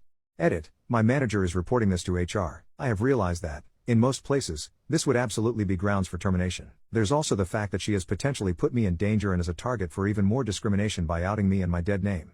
I very much visibly pass as a man since my voice is fairly deep and I have a mustache and beard, so there is no reason she should be doing this, and people at my job are constantly confused when she refers to me by the wrong pronouns. I am not the only person who sees this as a problem. What was the scariest moment of your life that you only realized was scary after it happened? I was in my early 20s and worked in a residential program for young offenders. I took a New Year's Eve shift and finished work at 11 p.m. As I was walking home, I ran into my friend Joe, who had also just gotten off of work. We decided we would see if we could find a place to get a New Year's drink, though we had no idea where because all of our usual haunts were hosting events and you needed a ticket to get in. We walked down one of the main drags of the city we lived in, but a quieter, more rundown block that mostly had pawn shops and money lending spots. No bars or restaurants. We saw an open door which led up a flight of stairs where we could hear music coming from. The music was kind of old by me, like 40s ballroom, big band. We couldn't hear any people noise either, so we figured the place wasn't packed. Joe and I had both lived in the general vicinity of this place for a few years and thought it on. We had never noticed it before and that there was no sign. We trundle up the stairs and walk into a big open room which is decked out like a ballroom of sorts, kind of. There are a few huge chandeliers, a big long bar, and a bunch of tables. There are about 30 people in the place though. You could have fit 100 no problem. It is all men and they are sitting around quietly playing cards. Joe and I look around. They all look up at us and then categorically ignore us and go right back to their cards. One older gentleman says something to the bartender in Russian. The bartender comes out from the bar and greets us. He looks like he is about 16, though maybe he was older. It is evidence. Young fellow doesn't speak a word of English. He sort of just looks at us quizzically and we mime that we would like a drink. He looks nervously at the older man, who gives his wave of assent. We head over to the bar, and Joe and I each point to a beer in the refrigerator. The old guy puts up 2 fingers and says something else. The bartender waved for us to take a seat at a table off to the side of the main room. Joe and I sit down, confused and curious. The bartender comes over with 2 bottles of beer each and 2 shots of vodka and a small plate of meats and pickles. We thank him, he nods and leaves. Joe and I sip our beers. Sip the vodka, which is clearly of a better quality than the cheap crap I was used to. Joe and I chat. We look around trying to figure out where we are and what is going on. No one talks to us or even looks at us. We finish up our drinks and the young bartender comes over and says nicely, "But directly you go now." We say okay and ask him what we owe him. He indicates the drinks are on the house, but it is time to leave. We try to give him a tip. He refuses. As we are leaving, the old fella stands up, wishes us a happy new year in a thick Russian accent, and gives us a pontifical wave of sorts. Joe and I both thank him, sort of, not as a sign of respect, and make our way back down to the street. The bartender follows us and closes and locks the door behind us. I guess they didn't want any more drop hands. Joe and I go back to my place and speculate as to what the deal was.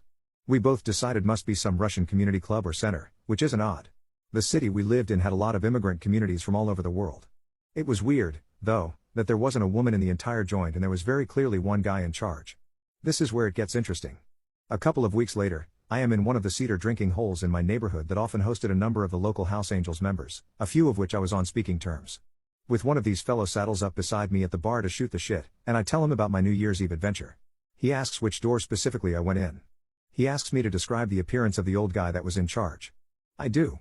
He chuckles a bit and tells me Joe and I were treated toward drinks by the godfather of the Ontario Russian Mafia, who was in town for the week for some meetings. My acquaintance then strongly counsels me to never walk through that door again. What's the craziest thing an ex has done to you? Had a teacher in high school that I got close to in grades 10 to 12. I'd call him a friend. When I didn't want to take any of the available classes, he got the principal to approve a class where it would be just me in the class and he taught it. I didn't have to do anything but hang out with him for an entire period and got an A solid deal. Well, I graduated at semester and he bought me a grad card. He'd filled every single blank space with tiny writing about how much he loved me and couldn't he just keep me. If he couldn't, he was feeling like he would take his life and then blame me. The relationship started when I was 15. I went to a tiny rural school and even then I stood out in a crowd. Not a brag, it's relevant to understanding how this all came about. The teacher was in his late 40s, never married, and as I learned later, never even had a girlfriend. Very quiet type. I was going through some things at home and I needed a trusted adult. I was drawn to him and confided several things to him, and he was a true friend when I needed one. You can simultaneously be very beautiful and very lonely, as I learned early in life. I took to spending a lot of time in his room, just talking, playing on the chalkboard, nothing more. The next year our talks turned to boys, and he tried to give me some advice about not falling for the crap that high school boys do to get in your pants. He was very critical of boys I dated, always pointing out flaws and such. I started driving that year and that put him on edge because he didn't always know the boys I went out with personally. He was constantly asking if I was okay, was I comfortable doing what boys and girls that age do. It seemed like he was looking out for me, protecting me, and I believe he was. I visited him at his house, and he did offer me a drink which I turned down. He looked a bit disappointed but nothing else. Other than that he didn't make advances or anything. He did call me in the evenings and weekends quite a bit. He had a stuffed bear I'd given him which he named after me. Usually he'd call to say he and the bear missed me. My senior year was when we had the one-on-one class, but again it was just talking, although by that point we were so close people noticed it. I think I knew he was in love with me, but he never touched me except for a hug here and there and never asked for anything that would make me uncomfortable. Other than the card, he never did anything odd. We confided a lot in each other, and we were two people who needed one another at the time. If I had to do it again, I'd make the same choices. I remember when I read the card being deeply sad and sorry for him that I couldn't return the kind of love he had. For me he was a dear friend and nothing more. I remember him fondly and hope he's well, wherever he is. How did your parents find out you smoke? I was about 16 and I was sneaking back up to bed after smoking all night when I got the munchies real bad. I took a detour to the kitchen and I started rifling around, but I was too paranoid to turn on the lights, so I really couldn't see poop. I got a craving for fruit, so I went over to the fruit bowl and I saw the biggest orange I've ever seen. I'm talking massive. This thing was the size of a softball if not bigger. So I was all over it. I took it up to my room, again too afraid to turn on the lights, so I just started peeling it blindly. I was really struggling and I even remember stopping to giggle at how I was so stupidly high I couldn't even peel an orange. Fast forward a bit and I finally took the first hard-earned bite and it was just awful. Sour sour and bitter and everything bad all at once. You know that feeling when you bite into something and it's just not at all what you expected? It's a special kind of disappointment. Instead of just throwing it away and going to sleep, I fought on. I had to eat the orange. I was forcing down slice after slice, bite after bite, all the while shaming myself for not appreciating how delicious it truly was. I had convinced myself that there was nothing wrong with the orange, rather the problem was with me. My taste buds had been warped by years of exposure to processed sugar and corn syrup and other synthetic treats. How far had I drifted from what Mother Nature intended? Undoubtedly some of my ancestors went their entire lives without tasting something as delicious as an orange. This was a cathartic moment for me. I deserved this suffering. It was the first step on the road to recovery. Eventually I finished and passed out. First thing the next morning I saw my mom at the kitchen table and, still trying to convince myself, I said, "Mom, those oranges are so big, and so good. Where did you get them?" And she looked at me like I was stupid and said, "Sweetie, those are grapefruits." Today I effed up by accidentally eating marijuana edibles. So, my fiancée of 2 years is a marijuana consumer. She enjoys a good buzz after work, and I enjoy a glass of whiskey and a cigar once a month. That's just the way we are. She's happy, I'm happy. She had always wanted to get me stoned since our first date, since I had never tried marijuana, and I had always promised that our wedding night would be our first time getting high together. I include this information because I feel I need to emphasize how unprepared my body was for what happened to me. Yesterday, I got out of the hospital due to COVID complications. I am feeling about 80% normal, I'd say, congested, but normal, and I felt extremely exhausted, so I went to our bedroom and crashed out.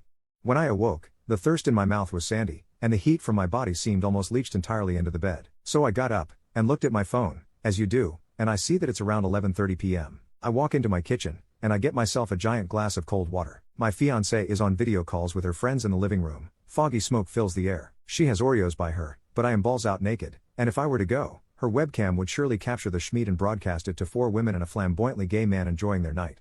But I'm sleepy and I want sweets, so in my stupor, I open the snack cupboard, and grab peach rings. That's all the bag says on the top, brand peach rings. I popped one in my mouth, and grabbed 2 more, and put the baggie back in the cabinet, and scuttled off. But after the second peach ring, the aftertaste was bitter. I figured they were just sugar-free, but because I have a mild allergic reaction to some sweeteners, I decided to go back to read the ingredients on the back of the package. On the front of the bag it actually says, brand, Zaza infused peach rings, 60 milligrams. My initial thoughts weren't so abnormal. 60 milligrams sounds like nothing, like if I took a 60 milligrams ibuprofen that would barely be any ibuprofen, right? So my logic was that it would be like taking almost nothing, so I called my fiancée into the room with me, and I told her what happened. She told me to eat something right away. She ended up warming me up some Chef Boyardee ravioli, and sat me down at our dining table, and I pulled out my phone to watch something. Between bites of nuclear tomato sauce and super processed meat-filled pasta, I picked up my phone and went to type King of the Hill on Hulu. I got 3 letters in and suddenly it felt like I had just had my hand in the snow. You know that numb sensation that makes you feel like your hand is a lot fatter or wider than it is? I couldn't muster the dexterity to type any more than I looked over to my fiancée, and it was like a laggy video game. I moved, but my vision didn't keep up with my movement. Like 30 seconds later I was mentally where my body was. I could only say what I felt in that moment, a long and whispery no that got the attention of my lover, who looked at me and said, "How does your nose feel?" which cued me to touch my nose. It felt like it was feet away from my eyes.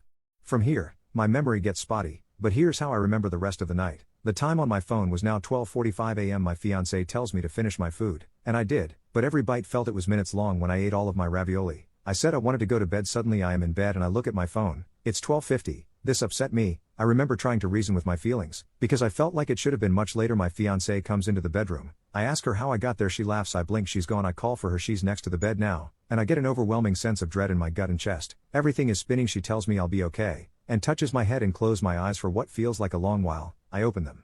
She's still in the same position, over me, playing with my hair. It's 1:15 a.m., and I am relatively lucid, and paranoia is just barely getting his dick lubed up for me. At some point I wanted to cuddle with my woman, because I felt like I was somewhat safe when we were closely embraced.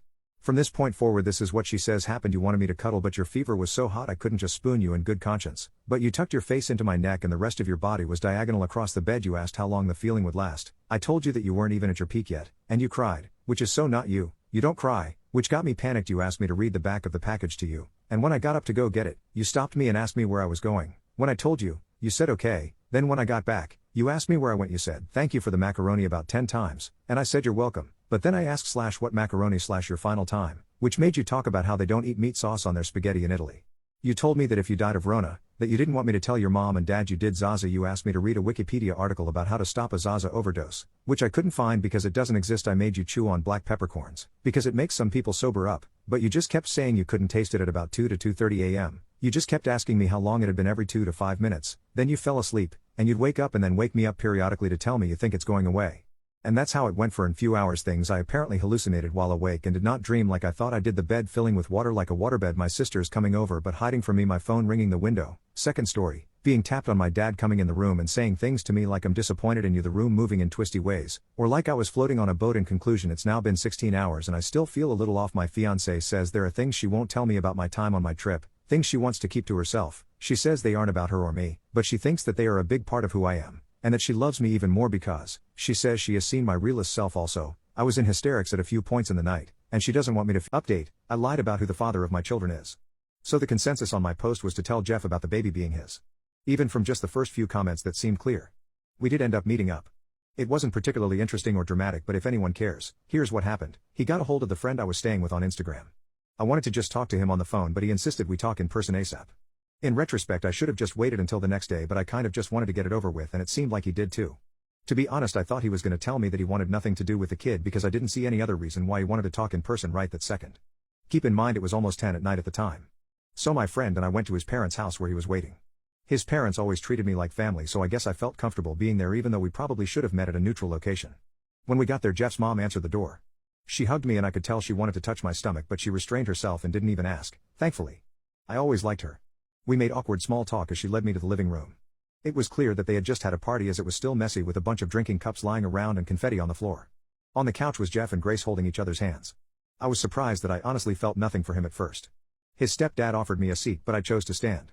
I wasn't planning on being there long anyway. Jeff started off saying that I might be able to fool Tanya, but he knows there's no way I would have ever met a new guy and gotten pregnant that fast. So he asked why I didn't tell him. I told him the truth, that the last time we spoke he told me not to contact him unless I was literally dying, and I'm not dying. He told me that he was trying to be respectful to Grace and that obviously this would have been an exception. Grace chimed in to tell me that I ruined her proposal. I found out later, third-hand info, but knowing Tanya I believe it, that the party at his parents' house was for him to propose to Grace in front of all their friends and families. Tanya waited until after the proposal, and when people were giving speeches she told Jeff she was so glad he got away from me and wasn't going to be stuck raising my baby. Then all hell broke loose at the party apparently. I had no idea what happened at the time, or I honestly would not have gone to see him at all. But hearing that he proposed was when it hurt. He broke up with me cause he was scared of marriage and kids, but he dated her not even half as long as we did and she got a ring. I put on a brave face, or at least I think I did, and acted like it didn't bother me, but it absolutely did. His mom told Grace that it's not my fault and now wasn't the time for that. Then Jeff told me that obviously, I can't move now. I told him that I already did and I was only in California for the weekend. He countered saying that I have to move back. I told him no, I'm not doing that. He said, well, I can't just leave. At that point I got frustrated and told him that I left months ago. My job is in my home state. I bought a house. All my doctor's appointments have been there. I established residency there a long time ago. California isn't my home anymore and hasn't been for half a year now. So then he got frustrated and got up to approach me asking if he's just supposed to send a paycheck once a month and saying this wasn't how it was supposed to happen. I don't really know what he meant by that second part cause he just found out I was pregnant a few hours before, but I assumed he was talking about his life plans? I forced myself to calm down and try to be empathetic. I told him that if he was worried about this screwing up his plans for the future that he had nothing to worry about. I don't want or need anything from him. I've planned everything out from finances to childcare when I return to work to even setting up my baby's college fund. It's all taken care of already. He didn't really say anything. I didn't know if he was thinking or just relieved that I had it all handled. I told him he can still get married to Grace and have his own family someday. I promised I wouldn't bother or blame him for anything. My baby will be loved and cared for. Jeff got teary-eyed and told me that I know how he feels about this. He was referring to when he broke up with me and said that he didn't want to be a dad because he didn't think he'd be a good one. He also has abandonment issues from his bio dad walking out on him, his siblings, and his mom when he was 6. I told Jeff that he's not him, his bio dad. That he's better than him and always will be. His mom started crying at this point, I guess from seeing how his dad's abandonment still affects him to this day. I promised Jeff that I wouldn't let my baby think that Jeff was a deadbeat. I'd be honest that we just weren't meant to be together and we live thousands of miles apart. He told me that he can't just not be in his kid's life and that I don't understand what it could do to them. He asked if we could please just figure something out together. I asked him what he realistically expected would be a solution. Because I'm not moving back to California and I highly doubt he and Grace wanted to pack their bags and move that far away from their own families and friends. I said I'm not going to be sending my kid on a plane every few months either because that's too much. Jeff didn't say anything to that, so I told him maybe that could be an option when he's older and has more independence, but right now it's not happening. Jeff's eyes lit up and he asked, "It's a boy?" I'd been careful not to reveal the gender up until then, but I messed up there. I nodded and he nervously asked if he could feel the baby. Before I could even respond, Grace let out this loud wail and stormed off to the kitchen. Jeff apologized to me and then went to go comfort her. His mom excused herself as well as she was still crying. So she left and her husband followed her. That left me and my friend awkwardly standing alone in the living room. All we hear is his mom sniffling in the hallway and Grace sobbing while talking to Jeff in the kitchen. It was so incredibly uncomfortable. And I know many will hate me for this, but I just felt overwhelmed by the whole thing. Maybe it makes me pathetic, but having to stand in the room where a party was just held to celebrate Jeff proposing to another woman hurt so damn bad. So I left. I told my friend, let's get the hell out of here, and we quietly walked out. We ended up staying in a hotel and I was able to get an earlier flight home on Sunday. Now I'm back home and putting my focus back on the nursery. I told my friends that I had talked to Jeff and I apologized if he still tried to reach me through them. I advised them to block him if it's too much. I know this isn't the end of things. I'm planning on reaching out to him again eventually. Even if he broke my heart, I still care about him and I won't deny him a relationship with his kid if that's what he really wants. I have no idea how it's gonna work. What is your crazy ex story? He wrote a whole entire novel in an attempt to get back to me. I had to get a restraining order. We were spending a significant amount of time together, with me staying at his house several nights a week. He went mad one day because he said we weren't spending enough time together. He pulled out a notepad that documented in excruciating detail each hour that I would spend with him throughout the week, and he also drew a schedule of when I can hang out with him from then on. I distinctly remember sitting there, saying nothing and feeling like I was in the twilight zone. Things got significantly crazier from then on. Few weeks after I broke it off with him, he randomly emailed me a PDF. The novel had a picture of me on the front cover. It was a romance story about the entire lives of two people. It was very clear that these characters were supposed to be us, thinly disguised with different names. It was a fictional imagining of what our lives would have been like together, with entire chapters on our wedding and our sex life. It was so clear that this was an over-the-top attempt to get me back. The book was clearly written in a great hurry and was full of mistakes. He kept slipping pronouns, totally forgetting that he was writing a third-person novel and addressing me directly by saying things like, "You know I am your destiny, no one will ever make you feel the way I do." He tried to get it published, but the editor said it was too trash. I eventually had to get a restraining order on him, because he would shut up at my door and act as if we were us from the novel, and that we were still together. The worst time was when we were supposed to be having a romantic getaway, and when I opened the door with my PJs, he slapped me across the face for being disrespectful and not being ready. Then he tried to have sex with me and almost sexually assaulted me, but he stopped himself because it wasn't part of the storyline. I think he was going crazy. The police officer's confused and disgusted face when I showed him the novel was one of the funniest faces. Even when they put my ex into the police far, he was screaming, "This isn't how it was supposed to go. I'm the main character." The cute gym employee thinks I'm a trans woman. I'm an Asian guy with a pretty small frame at only 5'5", long black hair, and no facial hair. I'm bulking and going to the gym less since the lockdown, so I'm also chubby, and it seems like I have big man boobs. Since the lockdown is ending, I can finally go back to my old gym. I go in on the first day of reopening. I do my thing on the machines and maybe push myself a little too hard, or I am just that out of shape because I was a complete mess by the end of my workout. I make my way toward the men's room, and this cute gym employee was sanitizing the water fountain in between the men's and women's rooms. I know her, she worked here for a few years now, and I always thought she was the cutest employee here. I even spotted her once when she was off duty and working out. But she stopped me, and she said, "You can use that one," pointing to the women's room, and in my exhausted and muscle-ache state, I thought perhaps there was something wrong with the men's room and that they closed it off. So I went into the women's room, which was empty since I was one of the last people at the gym, and I take care of my business. When I came out, she said, "I think what you're doing is brave, I support you," and I, being stupid, for some reason thought she just meant going to the gym on the first day of reopening. It wasn't until I got to my car that the light bulb in my head finally turned on. She must think I'm a trans woman. The long hair, man boobs, short height, and no facial hair. Now it wouldn't be so bad if that was the only interaction I had with her, but the next day she came over as I was running on the treadmill to introduce herself. And because I have been going to the gym almost every day after opening, she and I have developed a sort of friendship. I wouldn't even dreamed of this before COVID. I was super introverted and shy, and usually just keep to myself during gym. Just today, she asked how long I have been transitioning, and I said since COVID. I don't know how long I can keep this up for. What was the biggest scandal at your high school? During my junior year of high school, a woman who taught Spanish at my school was arrested for sleeping with a boy from her class.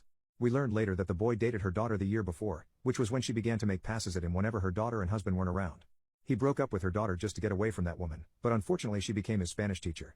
He tried to reject her even then, but then she took advantage and beat him, took pictures of him, and threatened to post the pictures online if he ever told anyone. She also told him that no one would believe him because he was a boy, and she could easily convince people that she was the victim. This went on for weeks before his parents grew suspicious, managed to unlock his phone, and found the threatening/sexual texts from the teacher. He finally confessed to his parents what that woman had been doing to him, and they showed the evidence to the police and the school. During the investigation, it turned out that she was doing the same thing as the 4 or 5 other boys who were in her class. She had also slept with a male student at a different school years ago, but that school kept it a secret and just had her transferred to our school without even notifying us of that incident. Even some of the girls who took her class told the principal and police that they had their suspicions about her, especially since she would come up with reasons to keep the boys after class, and would mistreat the girls for no reason. She was arrested, her husband divorced her and took their daughter with him, and she got out years ago but wasn't allowed to leave the city or go near any school for the rest of her life. My mooching friend and her husband ate all our food while they were sleeping over. So I spoiled her Christmas and made her pay. I made the mistake of allowing my best friend Mary, her husband Carl and 2 kids to crash at my place after showing up without being invited. She showed up for a visit and later complained that it was too late to drive back home. I hate having people over, and she has a history of being a moocher. However, we did have a great time, so in the end I was grateful for her visit, and it was raining. I agreed to let her spend the night safely at my place. I did not go crazy with accommodations because I didn't want her to get too comfortable. So I opened the sofa bed for them and went to sleep. My boyfriend went into the bathroom near midnight and woke me up looking angry and confused. He said Mary and her husband were having an unauthorized food orgy in our kitchen. I immediately went there and found her by the dinner table, with all our trays sushi laying around, while she was sampling it and handing it to her husband. The wastebasket was right next to them because he was taking a bite and spitting it out if he didn't like it. My sushi sampler tray was left with just a few pieces, and most of my boyfriend's tray was thrown away by them without even asking my permission to eat it. They also cut a brand new and store-sealed artisan cake and opened juice carton straight from the pantry, despite me having left juice in the refrigerator in case they wanted some. The garbage bin had lots of chewed rice. It looked like someone had chewed and sucked it for flavor tasting and then spit out. I found this especially infuriating as I left those dishes to the back of the fridge and inside 2 tightly knotted bags for privacy. I served them dinner. I showed her where the bread and sandwich supplies could be found in case they needed anything. I don't understand why she wanted to take more than she was given. I found a complete box of chocolates, gifted by my boyfriend, emptied, and an entire Coca-Cola has all gone into the garbage. Her excuse was her wanting her husband to have a taste of nice things because he's not familiar with sushi, and she has always talked about the food I like to buy. I immediately kicked her out. She begged because it was midnight and said they would leave very early in the morning. I went to bed crying in anger. I woke them up at almost 4 a.m. She started clicking her tongue like a sleepy cartoon character, and her husband protested because it was too early. I pulled the sheets from him and had them leave. She called me hours later, but I didn't pick up, so she left a message. She said I spoiled her Christmas because she intended to visit her family living nearby, but because they had to go to Christmas time, they couldn't contact family members to ask them to let them in because it was too early. So, she and her husband fought and drove back, and now he only wants to spend their 10-day vacation with his family. She sent me another message a few hours later. She says he's still furious because he had to drive while groggy and that being sleepy causes him to be grouchy all day. She said he was so mad at her that he moved his stuff to another bedroom. I know when she's lying, and her tears sound desperate. She's begging me to call and talk to him, but I don't want to and won't do it. I sent her a cash request for $500 to cover the sushi trays, the cake, and other foods plus replacements and for inconveniencing me and their night over.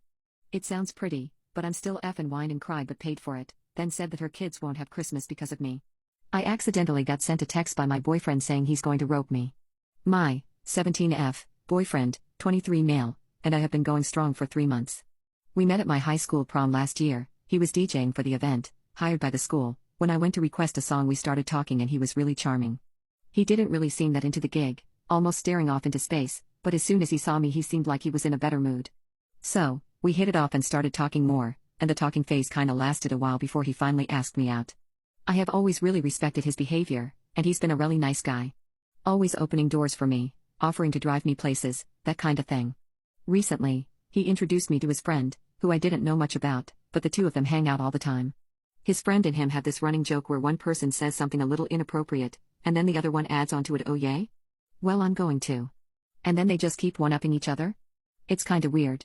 And I usually don't like where that joke ends up, and I end up feeling pretty uncomfortable by the end. I've sorta started ignoring it because everything else about him was great. After he introduced me to his friend, he's been acting more passionate. He wants to take things further than just hand-holding and stuff, but I've been trying to pump the brakes because I'm a minor and I don't feel really okay with doing anything like that, especially with how protective my parents are. They don't know we are dating right now. It's been a back and forth thing where we hang out, he tries to hint that he wants to get intimate, I decline, and then he complains. It wasn't that bad at first, but now it is almost constant and he makes me feel bad for rejecting him. Then last night he and I were texting, and there was this long pause in the conversation, where I assumed he was doing something else.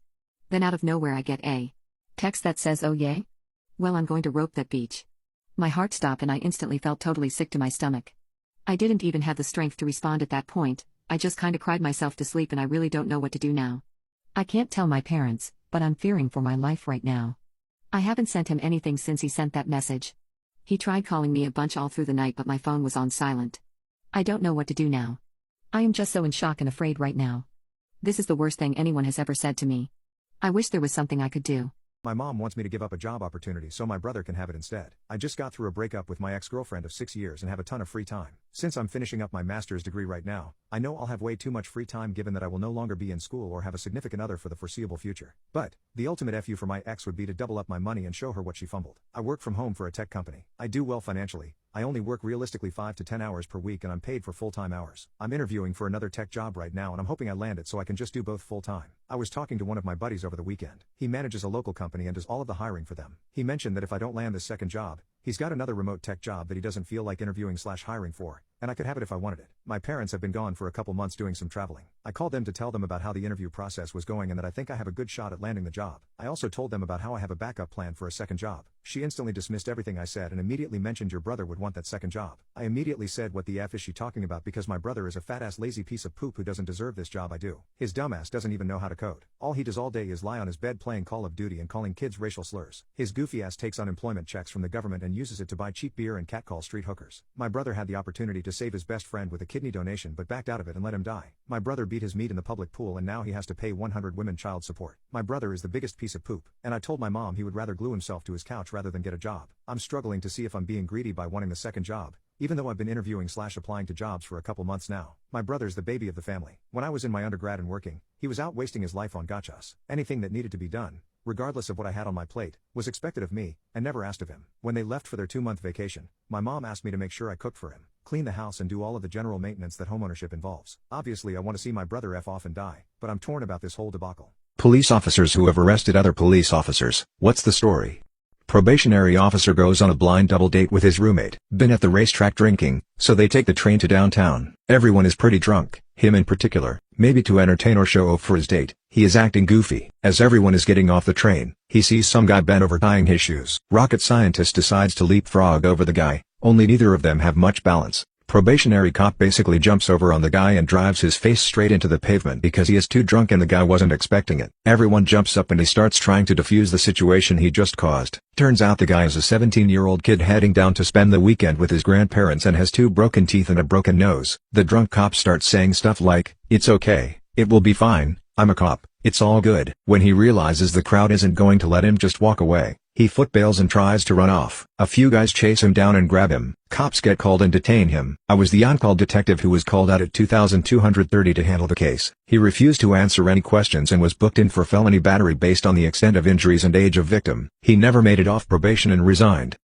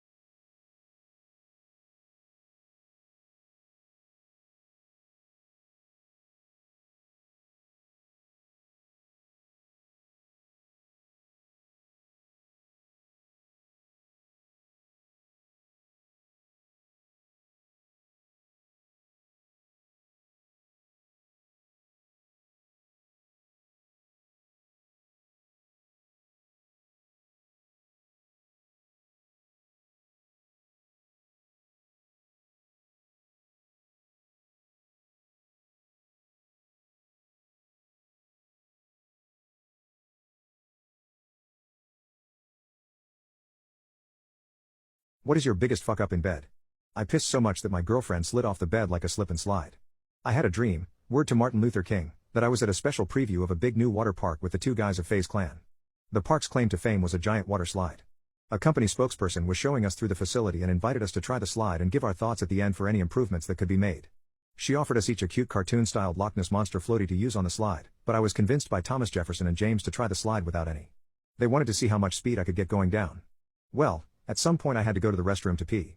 The restrooms weren't entirely finished, as they hadn't put in dividers between urinals yet. I walk in and find an oddly alone young boy who is dancing in place, clearly needing to pee and clearly struggling with his swim trunk drawstring. I didn't see any parents around and wondered if I'd go to prison for helping a helpless kid untie his shorts. During this internal debate, I happily let my golden shower commence into the urinal. Eventually the kid gave up on the drawstring and, I guess he must have just pulled his pee out the top of the waistband without untying. As a result he couldn't control where his stream was going and he ended up peeing into my urinal instead of his. And that's when I felt it. The side of my hip was wet. Immediately sprang out of bed in absolute horror and shock. I haven't peed the bed since I was like 4 years old, 25 years ago. The worst part is that I am sleeping with my girlfriend. She woke up from my violent awakening and I had to tell her in no uncertain words what I had done, as she looked at her side, and realized it too, was covered in my pee. As she tried to move she slipped off the mattress and bonked her head on our carpeted apartment floor. Those who have survived car accidents, what was it like? My aunt and uncle invited me to come down with them for a wedding party they were having at their house in Logan for one of their friends. I accepted, packed my stuff to stay for a weekend and got into their car. We were just chatting while driving through Logan Canyon from my house to theirs. It was nice because I hadn't really talked to them since I moved up there. Well, all of a sudden I hear my aunt say, "Steve, Steve." I look up and see a red truck right in front of us. It hits and I black out. I wake up in a lot of pain and everything smells weird and I couldn't talk. My aunt gets out of the car and is panicking and asking if my uncle and I are okay, which I'm still surprised that she could to this day because she had a broken disc in her back. My uncle had died on impact. I learned later that he turned the car just in time to take the full brunt of everything. Something that still makes me very uncomfortable is recalling this event. I can still clearly remember him breathing, but it was gurgling and like he was trying to breathe. Apparently his brain had split in two or something? I don't know if that's a thing that can happen, I just remember being told that. I get upset thinking about it, I feel like I heard him dying. Everyone thought I walked out of there okay until a few days later my intestines burst because a portion of them had been unalived, though I walked out of the car with broken glasses and a bruised arm but somehow no broken bones. Paramedics found a note in the glove box saying, "I'm sorry you guys had to suffer this experience. I really hope I didn't hurt either of you. I wanted to die alongside those I love, so my final moments would be happy ones." I told my son that, "I have 2 sons and you are not one of them." When I, 46, was 20 I got my girlfriend at the time pregnant. I was scared crapless but I manned up and married her. It was hard but we made it work for 8 years until I caught her cheating. I ended the marriage, and began co-parenting my, at the time, son. He was my world. My dad wasn't there for me at all so I swore to myself I would be the best father I could. I had my then son every weekend. I was always on time and ready to go. Even though I worked full time and was going to school I made sure he always had my full attention when he was with me. He was my best friend and my son. Even though money was tight we had some amazing adventures. He loved spending time with my family, and even had friends in my neighborhood. I thought we were doing well, until he was around 11. At that point he started to not want to visit me. His mother had a new boyfriend who was well off, and I knew he was taking them on trips and doing fun activities on the weekends so, at first, I didn't make a stink, but about 6 months after they started dating, my son was seeing me maybe one weekend a month. After about 9 months he stopped coming altogether. After 3 months of calling, chasing, and begging, I was getting nowhere. So my family came together and hired a lawyer to sue my ex for parental alienation. I lost, and was ordered to pay more child support. As I was leaving the courtroom, my ex's lawyer approached me and offered to cancel child support if I gave up my paternal rights. I flat refused until the lawyer said this was both my ex-wife's and my then son's wishes. I asked to speak to my son alone and they agreed as long as both lawyers were in the room. I spoke to my son and asked him if he really wanted me to give up my rights and he said yeah. I explained that it would mean I wouldn't be his dad and he couldn't come visit me or my family anymore. He looked me dead in the eyes, like he was asking the time, and said, "Yeah, so?"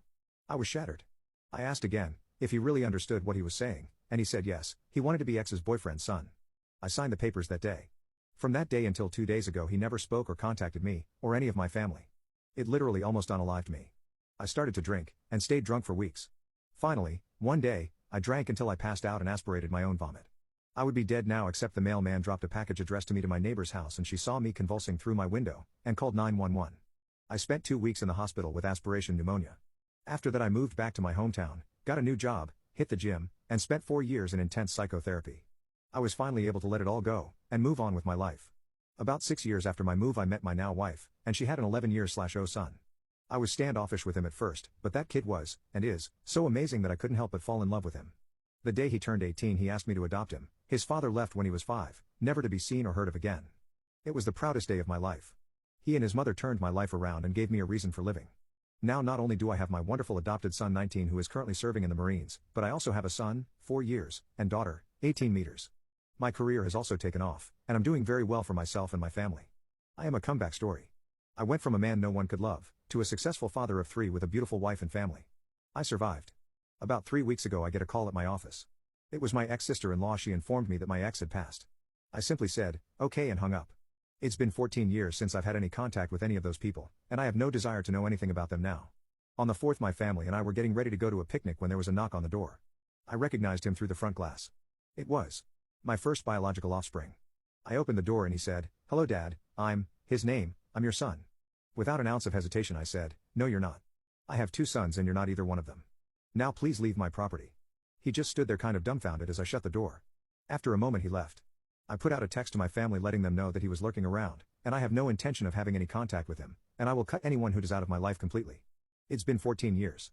I don't owe him or his family anything. I had to listen to my mother cry for him on her deathbed over that child. I laid in a hospital bed with a machine breathing for me, wishing it would turn off and let me die because of that child. I learned in therapy that he had the right to make his own choices, but that I also have the right to make mine. My choice was to move on without him as part of my family, as he wanted. He has no right to come back into my life and disturb me or my family now. My entire family agrees with me. Even my wife and my in-laws agree that nothing good can come of this. He's 26 years old now. If this was some evil plot by his mother and her boyfriend, he's had 8 years to contact me, and didn't. Now that his mother is dead all of a sudden I'm up to bat? I don't care if he was 12 or 200, he made the call, and if you had seen the look in his eyes when he said yeah, so? You would have known like I did that he didn't give a damn about me. So I had to stop giving a damn about him to survive. He doesn't have the right to ambush me on my front porch and act like he's anything to me now. Well, come to find out my sister is the one who has been giving him and my ex-sister-in-law my contact info. My sister, who I love dearly, is inconsolable that I won't give him a chance. Apparently he called her after he came to my house and broke down. I told her to stop right there, I don't care, but now she's begging me, for our mother's sake, to meet with this kid. So I ask you, is there anything good that can come out of a meeting with this kid now? What are things racist people do that they don't think is racist? I'm a black dude that has been living in Japan for over 20 years. A while back, I went on a date with a Japanese girl and we went to a club in central Tokyo, the NYC of Japan. We waited in line for about 2 hours before we finally made it to the entrance. When I approached the bouncer, he snatched my ID and examined it for quite some time, pointing his light first at the ID and then back at me. I'm 34 and look like it, so I knew that if I didn't get in, it wasn't because I didn't make the legal age. He just shook his no and told me to get out of the line, so I walked off without arguing. To be honest, I wasn't surprised. The bar wouldn't let me in because I wasn't Japanese. This has happened to me a million times since I've lived here, so at this point I'm pretty used to it and it doesn't upset me anymore. However, the girl I was with was fuming and got really upset. Despite me getting off the line in defeat, she argued with the bouncer for quite some time. Things got heated and they ended up kicking her out too, so we gave up and settled on heading to another bar down the street. After another hour of waiting, we were again rejected from that club too. My date lost it and said something along the lines of, I don't know why they wouldn't let you in. You were with me, I'm Japanese. All I was thinking was, you're kind of missing the point. You imagine if a white and black dude went to a bar together in the United States and they don't let the black dude in? That's like the white guy saying, I can't believe they didn't let you in. You're with me. I'm white. Ridiculous. We then got to a random bar down the street. When I saw a sign in Japanese that said Japanese only at this point, I was annoyed. They didn't even attempt to hide it this time. I called the cops and when they came, I complained to them in Japanese so they would see that I wasn't some tourist. The cop gives a slight nod as if to say, I understand your frustration, and I let out a sigh of relief thinking I finally made some progress. Yet instead of letting me in, the cop said in a super friendly tone, well, yeah, the sign says Japanese only, and you're not Japanese. What is the problem here? There's another club down the street that allows foreigners. I like that one myself. Why don't you go check that one out? I just stood there in utter shock. The problem had completely blown over the cop's head. Japan is so inherently racist and xenophobic to the point that they don't even know that they are racist and xenophobic. It's just normal behavior to them, but for some reason everybody loves Japan and they somehow get a free pass on it. Full disclosure, I ended up marrying the girl that I went on a date with that night. Now, anytime my family visits from the States, we have a cookout. Each time I invite her family, I joke that I would consider letting them in because I'm black and she was with me.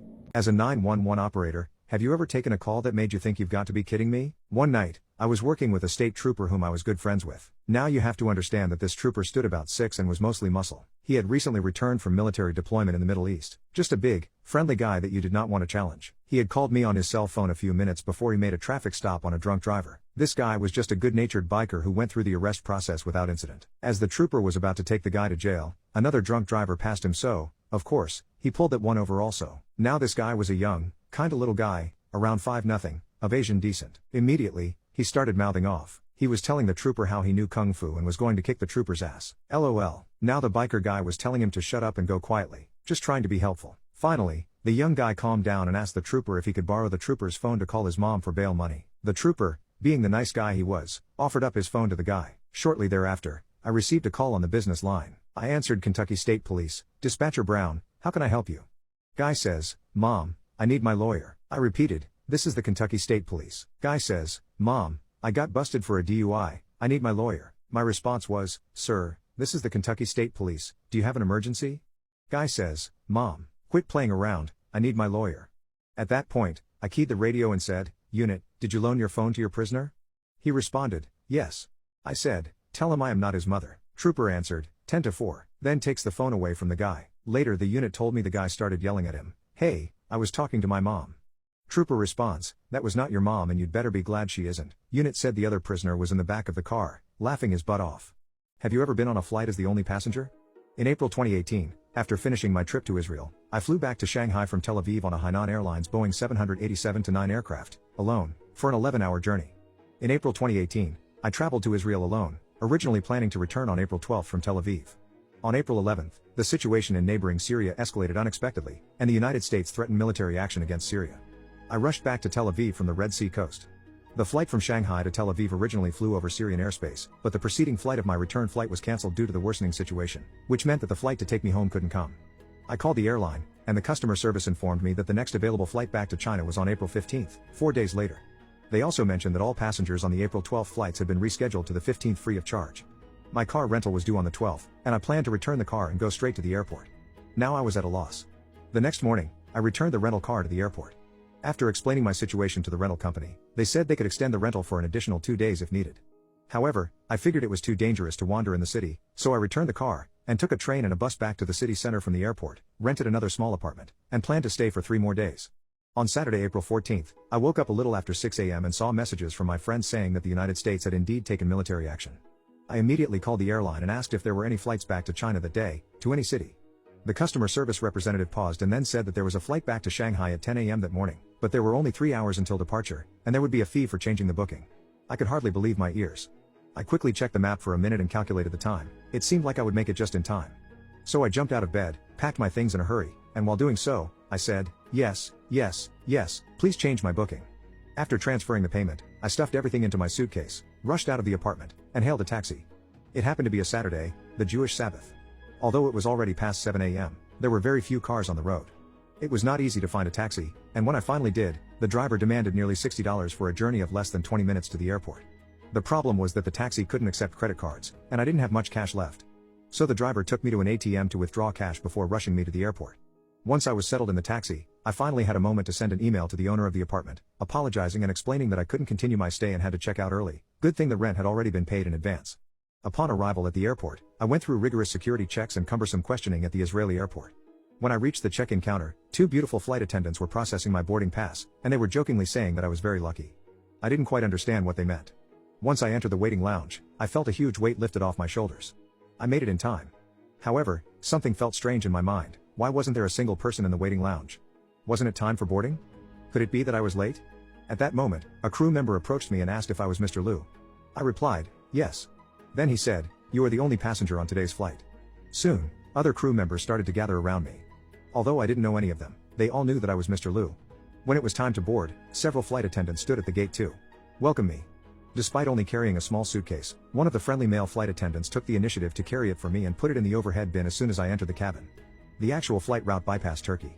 When the chief flight attendant made the announcement, he said, respected Mr. Liu, your private charter flight is about to take off. During the safety instructions, it was a bit awkward as 2 flight attendants were focused on teaching only me. I tried to maintain an interested yet embarrassed expression. Fortunately, the airline's safety demonstration was in video format, and it didn't last too long. During the flight, the attentive flight attendants kept coming over to ask me if I wanted something to eat or drink, even though they had already prepared a special box of food and drinks for me in addition to the regular meals. Later, I asked them if they would like to share some of the excess food with me since I couldn't finish it all. Eventually, the chief flight attendant and a female flight attendant joined me, and we chatted for several hours.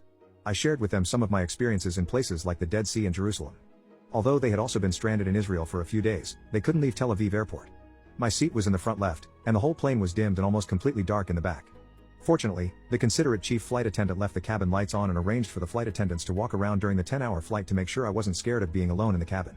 In the end, the crew gave me a Hainan Airlines airplane model with the signatures of all the crew members, making it one of the most precious gifts I have ever received. After arriving in Shanghai a little after 2 a.m., the shuttle bus staff were waiting at the aircraft door, calling out, "Mr. Liu, the charter passenger."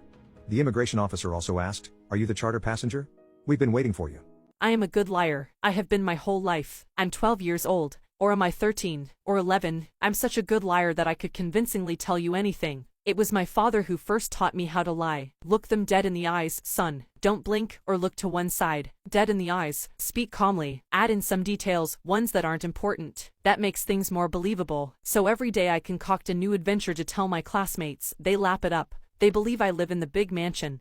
That I only wear tatty clothes because my parents don't want me to be spoilt. They don't know that I actually live in a caravan in the field behind it. Last week I told them that my parents had taken me off to a ski resort for the weekend. We met Prince William up there. He loves skiing. I was really bad at it, but Will said it didn't matter because he thought I was really funny. I must have fallen over right in front of him about 8 times. We're going to be invited to dinner at Windsor Castle soon. I liked that story. It's another thing my father taught me about lying. You can't always paint yourself as the hero. Sometimes you have to be bad at things. Today I'm telling an even better lie. They opened the aquarium especially for me. I say, breathing evenly. My parents just knew that I'd always dreamed of swimming with sharks. I looked directly at them. I don't know if you've all seen, but they have those love little orange fish at the aquarium too, like Nemo. I've got a stuffed one from the gift shop, but I'll get some real ones soon. It's all in the details, the little inconsequential details. Anyway, the shark swimming went a bit wrong. The shark tried to attack me, but I fought it off. I shrug nonchalantly and bask in their awe. One girl asks if she can touch the red gash across my face. It was my father who taught me how to lie. I have to be believable when I explain away the injuries he gives me, or he'll kill me. I am a good liar, but a very bad boy.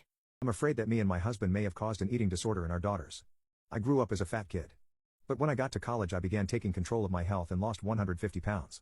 I had a personal trainer, who is now my husband. He was a huge health nut to begin with and really kept me on track and held me accountable. I've been able to keep the weight off for 20 years and are both giant health nuts. We have 3 kids, our daughters are 14, 12, and 9. We've always been strict about health with them. They each have a workout machine in their room which they have to use for an hour before dinner, and if we walk in and they aren't on their machines, they get phones and toys taken away. My 2 oldest girls have rebelled against this a lot. We've also been really strict with nutrition. We never had anything but fruits, veggies, and lean meats in our home, not even bread. At birthday parties, we took them home as soon as the cake and pizza came out, never took them trick or treating for Halloween, had teachers send them to different rooms when they had class parties with food, told their friends' parents not to feed them junk. I'll admit we definitely sheltered them from junk food in fear they'd grow up unhealthy. People thought we were ridiculous for the way we raised our kids, and we were warned about them having eating disorders, but thought we were doing what was best and everyone was being ridiculous. 3 months ago, we found out that our oldest daughters, who go to the same middle school, were sneaking food at vending machines from school with their allowance cash. My husband found out about this from hearing snacks in their backpacks, and had a long talk with them about the dangers of eating those snacks, and took the snacks and their money. I heard him talking to them and he was gentle and calm about it, but both girls ended up in tears. Recently we got a call from our 12-year-old daughter's school counselor. Apparently she has been chewing up her food and then spitting it out, and making herself throw up in the bathroom when she ate lunch. They also talked to my 14-year-old, who said that lately she has been skipping breakfast and lunch a few times a week for the past couple of years because she was scared we would be mad at her when she ate. The counselor was not happy with me and recommended a treatment place for eating disorders. I feel like absolute crap, like we've caused our daughters to have eating disorders, and have to look out for signs in our 9-year-old. I called my mom for help. Instead she berated me and called me a piece of crap mom, which was the last thing I needed to hear. My parents are taking my girls for a couple of days while I get everything together and set things up with the eating disorder treatment place for when they come back. I don't know what to do. I feel proud that I didn't raise kids with a junk food addiction and I put their health before their tears about not eating pizza, but now it's come at a price. I've been inconsolable and my husband and I aren't talking right now as we don't know what to do. As a psychologist, who is the most disturbing individual you have ever met? Actually, I would have to say my sister. My sister, like myself and the rest of my siblings, was raised in a high-control religion by her parents. They are all Jehovah's Witnesses. She's still a member of this religion, whereas I and one of my brothers left it a few years ago. The religion has taught her to have black and white thinking and reasoning skills and a deep distrust of the outside world. Except, my sister has taken it a few steps further than anyone else I know. I left the religion 2 years ago, and from the very second I announced my exit to the family she hasn't spoken a word to me. Not by text, email, letter, phone call. Nothing. She thinks demons live in my home and that Satan is using me to persecute Jehovah's Witnesses. But I do remember that last time I spoke to her, it was at the time where I was having serious doubts about the religion. I told her that maybe if we just accepted people the way they were and rather than rely on a book to tell us how to think, maybe we'd all be happier. Her reply was haunting. But without religion, how will we know who to hate? If she wasn't absolutely serious, it could have been a beautiful statement made against religion. But she wasn't joking. She actually looked to this religion to be told who to hate. The conversation went like this. I said to her, we wouldn't hate anybody. We'd focus on ourselves and live and let live. She replied, but you can't accept these people. Which people? All of them. Gays, Catholics, the Muslims. Why hate though? What? You love these people? I don't know them. I'm indifferent. I can't judge a whole group of people I haven't met. Look, they're either on Jehovah's side or Satan's. I know which side I'm on. And I look forward to the day when Jehovah ends all these people so us true believers can live forever. Since then I've been informed by my 4-year-old daughter's teacher, my ex-wife and her friends that my sister contacted my daughter's school trying to get information on her and telling them that I've said she can pick her up from school. This is very creepy and very illegal. I've had to get lawyers involved to keep my sister and other Jehovah's Witnesses away from my child. I know what my sister's intention is. She wants to radicalize my daughter with her religion while she's still young and impressionable. It's sinister. I exposed my evil mother during my father's obituary. My dad died December 1, 2022. He briefly lived with me before his passing after a long stint of being chronically ill for the past 15 plus years. As his health declined, he relied more on my mom for things. Prior to this, she was never a great person and fully took advantage of his disability and mobility issues as he declined.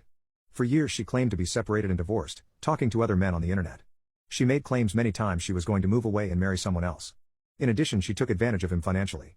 We tried every legal avenue we could find to have her kicked out, arrested, or force her out, but those attempts were met with responses that it was a civil matter and there was nothing that could be done. He made me a durable POA and added me to all his accounts. This is a small portion of her abuse, but I promise her actions were no less than neglectful and exploitative. I'd tried for years to get my dad to move in with me, but he wasn't leaving the house he worked so hard to pay for. I brought him home on hospice the day after Thanksgiving and made sure his final days were the best they could be. After meeting with the funeral home to carry out his final wishes, I was told they required consent from my mother to allow me to cremate him. It was no surprise she initially told me no and only agreed after I allowed her to keep the Social Security survivor benefits, which would have been hers anyway. I wrote his obituary and left her out of it. There was not a single word or mention he'd ever been married or had a spouse. I didn't feel she deserved to be recognized or viewed as a grieving widow when she spent their marriage as a SHD spouse in person. She lost her mind and there were many questions from friends and family alike. I've spent years in therapy working through maternal narcissistic abuse and believe if she didn't want me to talk about it, she shouldn't have done it. When people asked about it, I was honest about the years of abuse my father and I endured from her. I've completely ruined the public image and victim complex she spent years creating. I might be the villain and I in this scenario, but I'd do it again in a heartbeat. My spoiled siblings refused to visit my amazing mom on her deathbed. They were waiting for her to die so that they could take all of her money and belongings. My mom is the epitome of what a mother should be. She sacrificed her needs to put ours first and was always there to lend a helping hand no matter what. She might not have liked us all the time but always loved us no matter what. When my mom moved in with me, it was great. I loved having her here since it was like living with my best friend, but as a grown-up this time. I have 4 other siblings, one who lives down the road to me, another who lives 20 miles away, and 2 that live out of state. The 2 that live out of state really visit, which I can't fault them because they have to make the trip to and from. But that has never stopped them from visiting just to ask for money. The only time any of them, kids, grandkids, and great-grandkids included, would come to see her or just call and talk to her was when they wanted something money. My mom has always hid the fact she was hurt by us, but we knew, and we always ignored her problems. We were never there for her like she was for us, and I'm trying to make up for that sorry mistake. My family only sees my mom as an ATM and I have to guilt-trip them into giving her any type of attention. It didn't work at first because they all said they were too busy living their lives or they had work, but after a while they started coming over just to talk and I could see how much that meant to my mom. After they visited, my mom would tell me we were her pride and joy and she was happy to raise such good people. It killed me to hear this because they would never voluntarily visit her unless they wanted something from her. Then, my mom got sick.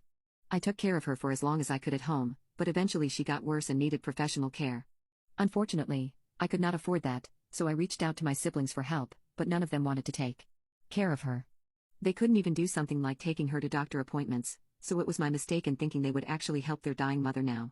When she had her heart attack, she told me what items she wanted me to give my siblings, if she passed away. Thankfully she pulled through, mostly because I hadn't gotten used to the idea of living without a mom, but also because I wouldn't want to give my siblings anything on her behalf. Now, my mom's health is really bad, and none of my siblings have come to check up on her in the hospital. Only my little family would visit or stay with her. My mom's practically on her deathbed, and all I have heard from my family is what they want to have of hers when she passes. That's made me really not want to give them anything because at the end of the day, they're just vultures waiting for her to die so they can take everything that used to belong to her. They don't care about my mom as a person, only her possessions. She loves all of us unconditionally, but they cannot be bothered with her because it might interfere with their life. They even mentioned how they want to rummage through all of mom's personal property to see if they want anything. I'm thinking about just donating everything to charity, and I wouldn't even feel bad. I would be filled with glee while I smile and laugh right in their faces as I tell them what I've done. I know it's petty, but with everything that has gone on, I just don't believe they deserve anything. I do hate how they have made me feel so much anger towards them, but worse is how they have made Mom feel. Last week, my mom passed away and I was lucky enough to be with her when she took her last breath. Thankfully, she did go peacefully. I did end up giving my siblings the items that my mother requested, and as I suspected, they did what I knew they would. They bombarded me with all sorts of questions. Did Mom leave a life insurance policy? Did she have any money in the bank? I'm coming over and going through Mom's stuff to see what I want. They're just vultures. And when I gave them the items Mom specified, they looked at them and said, "That's it?" I also let them know there was no life insurance policy, and if they wanted they could help me with her medical bills and help pay for the funeral. Guess how much they offered? Nothing. No surprise there. I let them know when the service is, and after that I will be cutting all contact with them. They asked, "Is there before or after you give us the rest of Mom's things?" It would not surprise me if I received a court summons soon to produce any and all of Mom's records, because they don't believe she didn't have the loads of money that they were counting on. I pretend to be asleep when my fiancé gets up for work. I, 25, have been with my fiancé Jake, 27, for about 4 years now, and there's this morning ritual he has that I've never brought up to him. We moved in together a couple years ago, and since then, I've noticed this sweet routine he thinks I'm completely oblivious to. Jake has always been an early riser, needing to be at work before the sun is fully up. I, on the other hand, have the luxury of a few more hours in bed due to my work schedule. Every morning, without fail, I'm awakened by the sound of his alarm, but I keep my eyes shut, faking that I'm in a deep sleep. As he goes about his morning routine, I listen to the familiar sounds: the shower running, the clink of his belt, the rustle of his shirt, but the part I secretly wait for is what comes next. Once he's all set, Jake tiptoes back into our room. He carefully lowers himself, ensuring he's level with my face, and gently places a kiss on my forehead. "Love you," he'd whisper, thinking I'm still lost in my dreams. But the real cherry on top? As he sneaks out of the room, he lets out this soft, childlike giggle, as if he's just pulled off a grand heist without waking me up. It's this innocent joy that makes me so happy every morning. I've never mentioned this to him. A part of me worries that if I do, the ritual might change or stop altogether, but every day, it's a beautiful reminder of the playful and tender love we share. I just felt the need to share this little secret of ours with someone. Story time. The time I dated a serial cheater. We were both 18 when we started dating. I was a college freshman and she was a senior in high school. We both worked together at a trampoline park. That's how we met. She lives about 45 minutes away from me and is going to the same college I am in the fall. Anyway, we started dating in January. She was sweet, kind, affectionate, just a very good woman. She was nothing but green flags. We never fought, not once. Around May is when I noticed she started to change. Basically started ghosting me. Took hours to answer. Said only one word when she did. Would never call. Had excuses every time I wanted to see her. I was done with it and I broke it off at the end of May, after she did that for about 2 weeks. Fast forward to Father's Day. She lost her father a few years ago, so I knew this was a hard time for her. She messaged me that morning saying, "Hey, can we talk?" It went well. We restarted everything. I trusted she was committed again. I should have known better because my gut told me she was just looking for a bit of emotional support and someone to have intimacy with, and that was it. My gut was right. All she talked about was intimacy. Yes, I did have intimacy with her a few times too, but it never felt right. 3 weeks later, same crap. I suspected this time she was cheating. Fast forward to last Thursday. She hits me up on a completely different number. Mind you, I had her blocked on everything and never spoke to her. Never looked at her at work. Nothing. I don't want to get back together again, but I played along because I figured I could find out what was going on. So I asked for her location on iMessage, and she gave it to me. Says she's scheduled for a surgery and is scared. Needs my emotional support. Also keeps talking about intimacy. I say Saturday night I'm going to bed. It was around 10:30. I never went to bed. Just monitored her location. Turns out I watched her go to somebody's house. Looked up the address. Found who lives there. Found the parents on Facebook, and lo and behold, they have a son who's in the Air Force. Looks about 18 or so. I confronted her about it. She said I had a fight with my mom and he was the only person awake, so I went to his house. I obviously didn't buy it, but I pretended to. She recently had posted her graduation pictures on Instagram and the last slide was a picture with him, so I knew they were together. I contacted him, and he was a really nice person. I explained what was going on, and I could tell he was very hurt. He explained to me he was going away for 8 months in September. They had gotten together in the middle of May, right when she started acting weird. I showed him screenshots of the time she contacted me and the time she tried to hook up with me. Needless to say, he ended it quickly with her and actually apologized to me for what she did. After that she blocked me on everything, and boy did it feel good. I went into work yesterday, and found out she quit. Oh sweet revenge, how it feels so good. She can rot in hell. She cheated on me, then cheated on the guy she cheated on me with me. Wow, is she stupid? My Christian wife wants to send our teen daughter to conversion camp because she's lesbian. When my daughter found out, she did something horrible. My wife has always been really religious and that never bothered me before, but she went too far last night. Our daughter said she had something really serious to talk to us about. She ended up coming out to us as a lesbian. I was really glad that she was able to trust us with something like this because I could tell she was really nervous during our talk.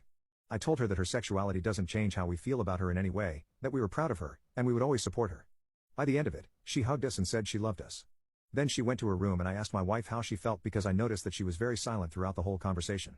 She only nodded and agreed to what I was saying. She said that she needed some time to think about what was discussed. I told her there was nothing to think about. Our daughter is a lesbian and there's nothing we can do about that besides support her and be happy for her. It's as simple as that. She just kept repeating that I needed to give her time to process all of this. I have never seen my wife act this way before and it caught me off guard. I do know that she's struggling to deal with this because she's Christian and thinks that homosexuality is inherently wrong, but she never expressed malicious intent. Even so, this is our daughter we're talking about and she has to deal with this in the best way possible.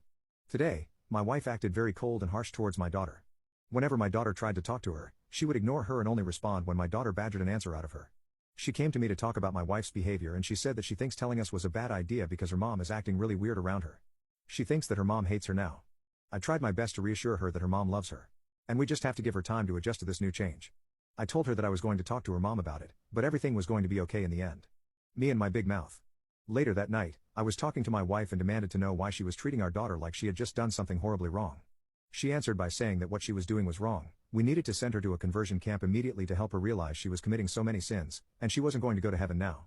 I was shocked. I told her she was going to put her own feelings aside for the sake of our daughter because she is 16 and needs all the love and support we have to offer.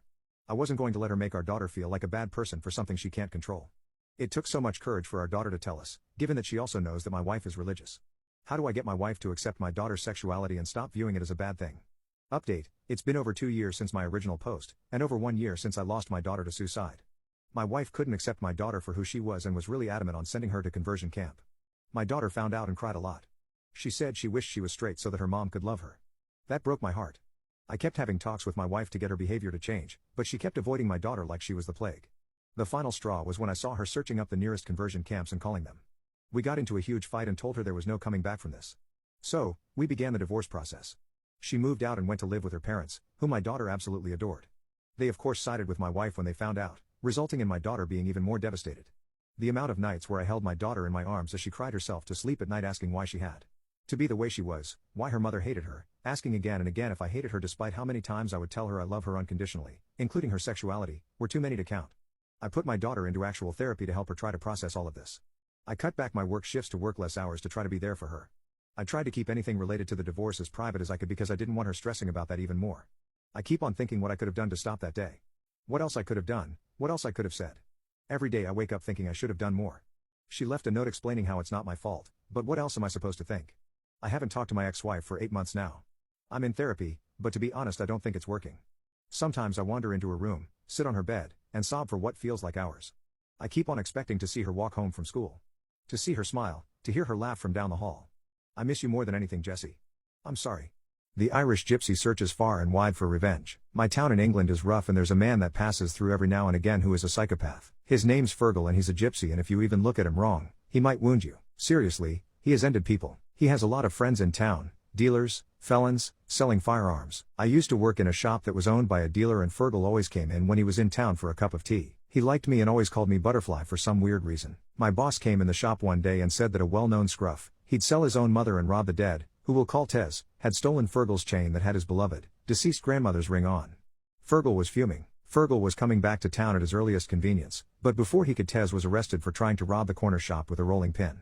Fergal wasn't having that. He had told everyone that he was going to end him because there was no way to get the ring back. Fergal did what any sane person would do. He seriously assaulted someone to get arrested. He made sure it was on camera and stayed until the police got there. He was arrested and put in the same prison as Tez. Fergal managed to wound Tez in the legs, but told him that he wasn't finished. Told him that he'd stick his boot so far up his back door that he would be coughing up shoelaces. This was 3 years ago and both are out. Tez has been hurt twice and he's moved town. Fergal knows where he lives and makes sure that Tez knows. Tez's brother said that he's terrified of Fergal and that he's scared of going out. Tez is a horrible person. He stole his mother's bank card and put her in debt with substances, hurt his pregnant girlfriend, and he left a 1-year-old in the bath alone. She barely survived and has damage to her brain due to lack of oxygen.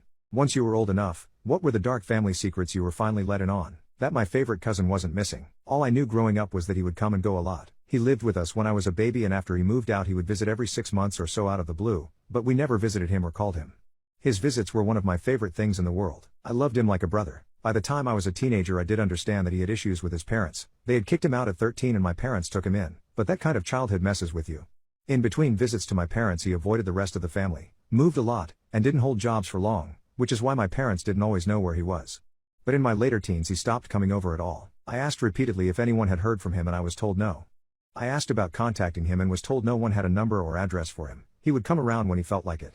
But it stretched on for years. I really worried he was dead, and I really missed him. In my late 20s I finally found out that everyone knew where he was the whole time. He was in prison for taking the life of the man who forced himself onto his wife. I also found out some super crappy things about how the extended family sided with his messed up parents and refused to help him or his wife when he got arrested. And that they shamed my dad into not helping either. I tried to send a message to him in prison, but I don't know if he ever got it. I wish he knew that I didn't turn my back on him for decades like everyone else did. I just didn't know. What's the dumbest thing someone has ever told you? 1. I was going 30 miles per hour in a 30 zone. The police station is on the street, so I'm always super cautious there. Anyway, an officer pulled me over and claimed I was going 50. I got his dash cam footage. Clearly showed me not speeding, but part of the footage you can see the police officer going 40 miles per hour to catch up to me. Someone defended the officer by saying, if you were really going 30, then why did the officer have to drive 40 to catch up to you? I'm like, I'm going to assume you're joking here, but by some bizarre circumstance that you're actually being serious. In order to catch up to anything, you have to go faster than it. If I was going 50, he wouldn't have ever caught up going 40 miles per hour. 2. My friend thought Mount Rushmore was a natural wonder. They literally thought it appeared in nature that way. 3. Cold pizza is healthier because it's not greasy. 4. I once found a big bulldog in my backyard. I don't own a bulldog. He was a big friendly dopey looking dog. He looked healthy and had a collar but no tags, so I wasn't sure where he came from. I made sure he had water and went to the front yard to start knocking on doors. As soon as I stepped outside I saw the family 3 houses down all gathered in their front yard. I walked over to them and said, "You guys missing a bulldog?" The mother looked at me and said, "Is his name Tyson?" The question took me aback. I mean, he didn't have tags. They knew he didn't have tags, so all I could think to say was, "He didn't say, but I'm pretty sure he's yours." To this day I wonder if that woman knew how dumb that question was. 5. We've been told by multiple people that fish aren't animals. 6. Had a teacher tell our class that it can't rain over water. She proceeded to tell us that if the clouds are over water they will just wait until they were over land so it doesn't waste water. 7. My friend told me, Isaac Newton invented gravity with the help of Albert Einstein.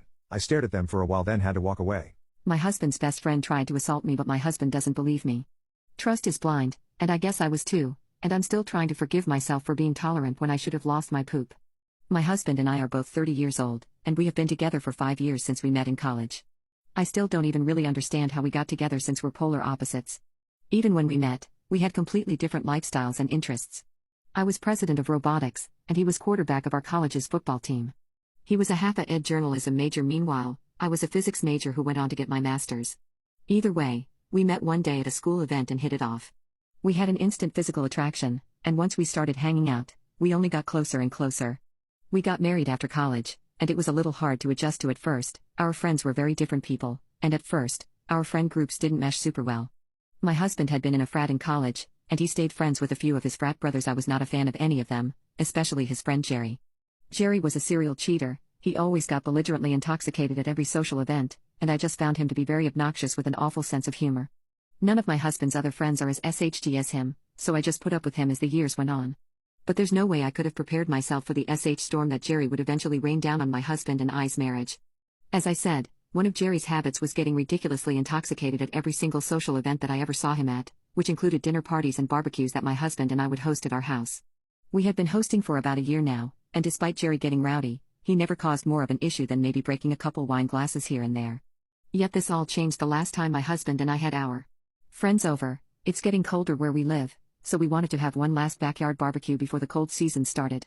The night came, and everything was going well, everyone was having fun, and my husband was showing some friends his record collection in the other room while I was bringing out some more finger food from the kitchen.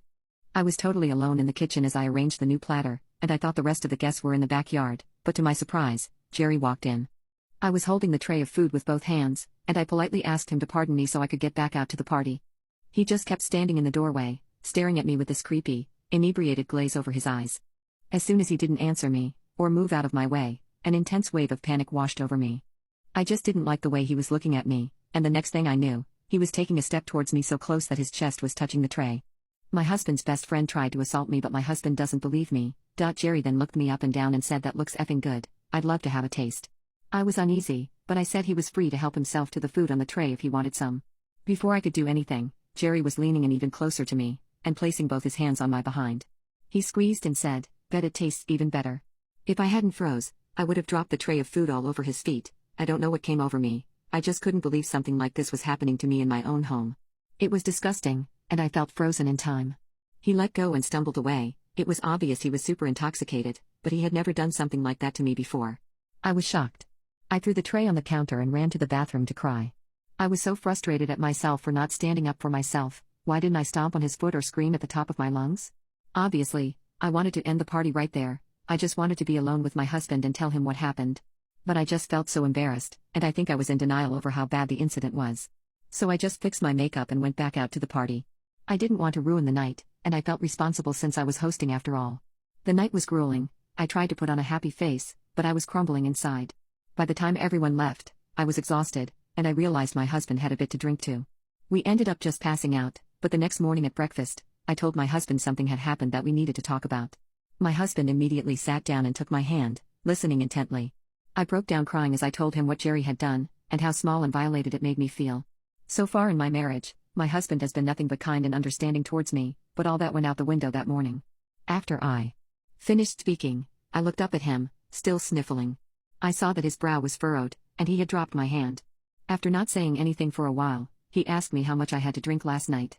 He gently suggested that maybe I misremembered things, and that he was sure that Jerry would never touch his wife like that. I was stunned. He kept speaking, saying that maybe the next time we hosted, I should stay sober. The only thing I could think of to say was that I hadn't drank at all the night before.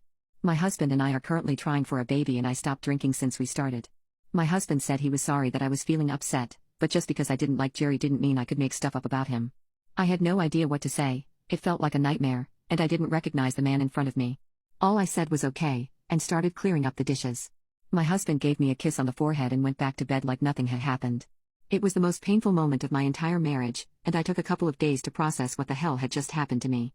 I was so in love with my husband, and he successfully manipulated me into thinking I must have interpreted Jerry's actions incorrectly. I packed up all my true emotions, and just tried to ignore the pain that was left over.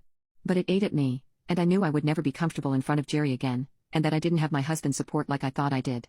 We had another dinner party planned for the next month, and I was dreading it. Yet the week of the party came, and I started to feel more angry than hurt. I started resenting my husband, and I hated Jerry with every fiber of my being. I decided I would record any interaction I had with Jerry, since he was dumb enough to harass me once I figured the chances of him doing it again were high. Unfortunately, I was right, and the dinner party would turn out to be a life-changing night, but not for the better. My husband's best friend tried to assault me, but my husband doesn't believe me. Next month's dinner party had arrived. I had been nervous at first, but the closer it came, the more prepared and vengeful I felt. As I mentioned in my first post, that I decided I should record all my interactions with Jerry in case he tried to grope me again. So I bought an electronic record and hid it in my dress.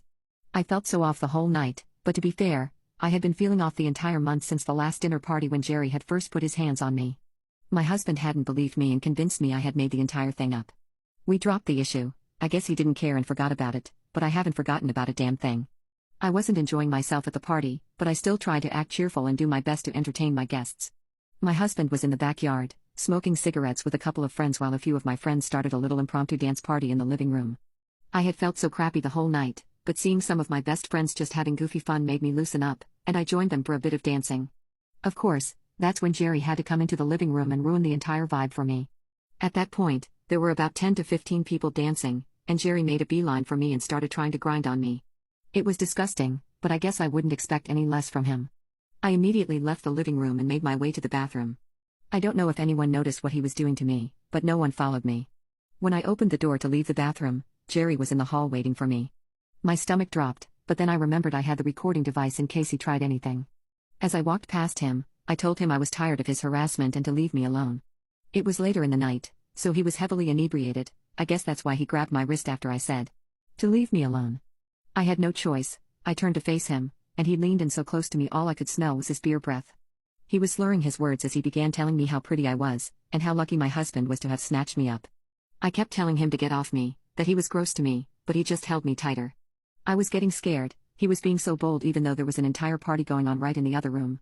He tried to kiss my neck, and he begged me for just one night with me, that's all he needs. I started to cry. I felt trapped and alone, and when he tried kissing me on the mouth, I finally screamed at him to get the hell off me.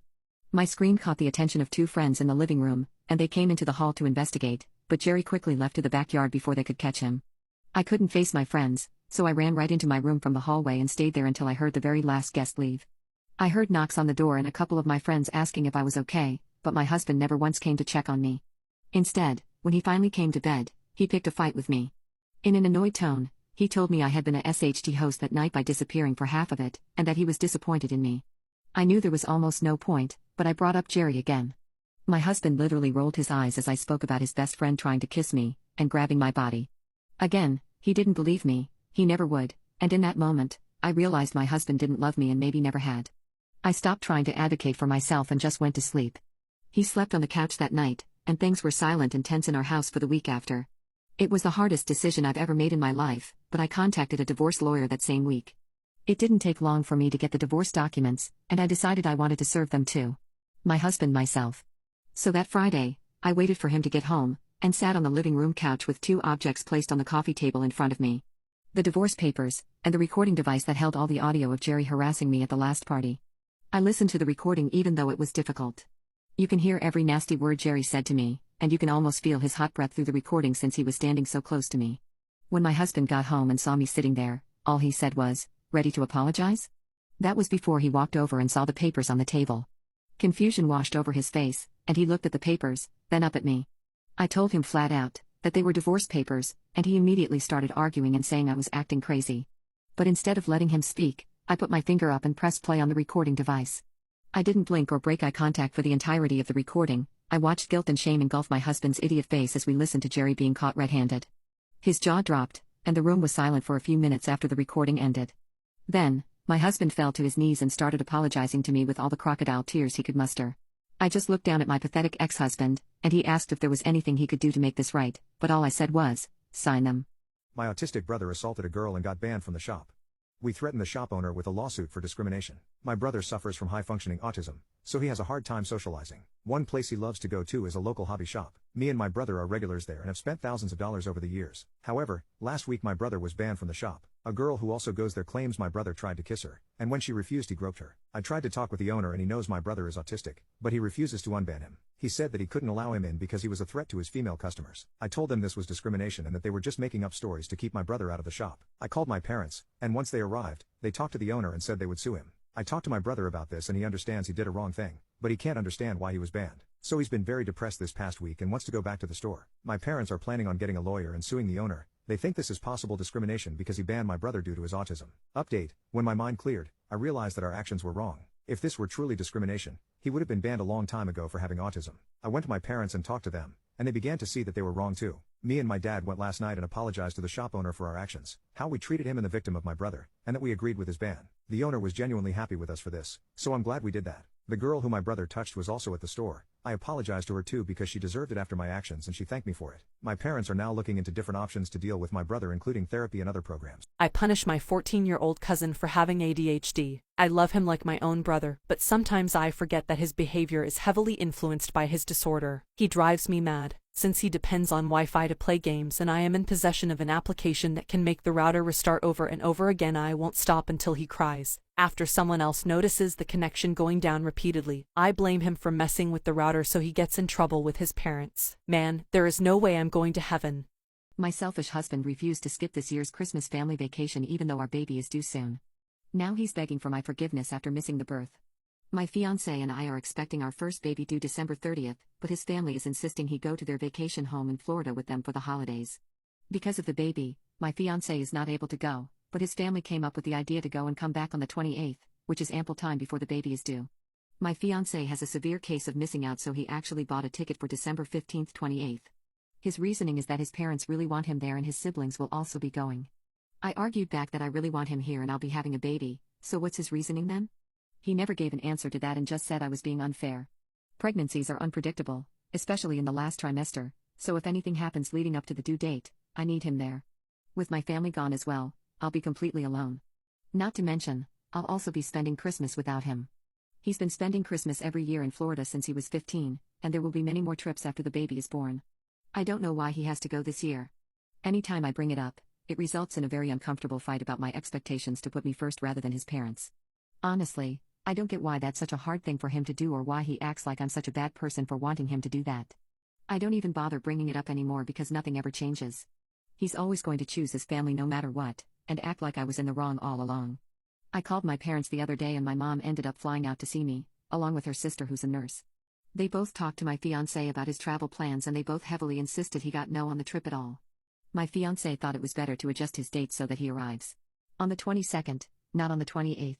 His mom is not happy about that at all, and hates he won't be there for Christmas. She suggested he fly back later on the 25th instead so he can spend a part of Christmas Day with them, but he said no. This still isn't ideal for me, though, especially since his family doesn't treat me like family. They've never said it outright, but little things suggest they don't consider me completely part of their family yet since we aren't married. I've never been invited to Mother's/Father's Day events, I'm constantly left out of family secret Santa, not being allowed to sleep in the same room when we visit etc. They didn't even bother inviting me to spend Christmas with them, but would gladly steal my fiancé away knowing that I'm due very soon.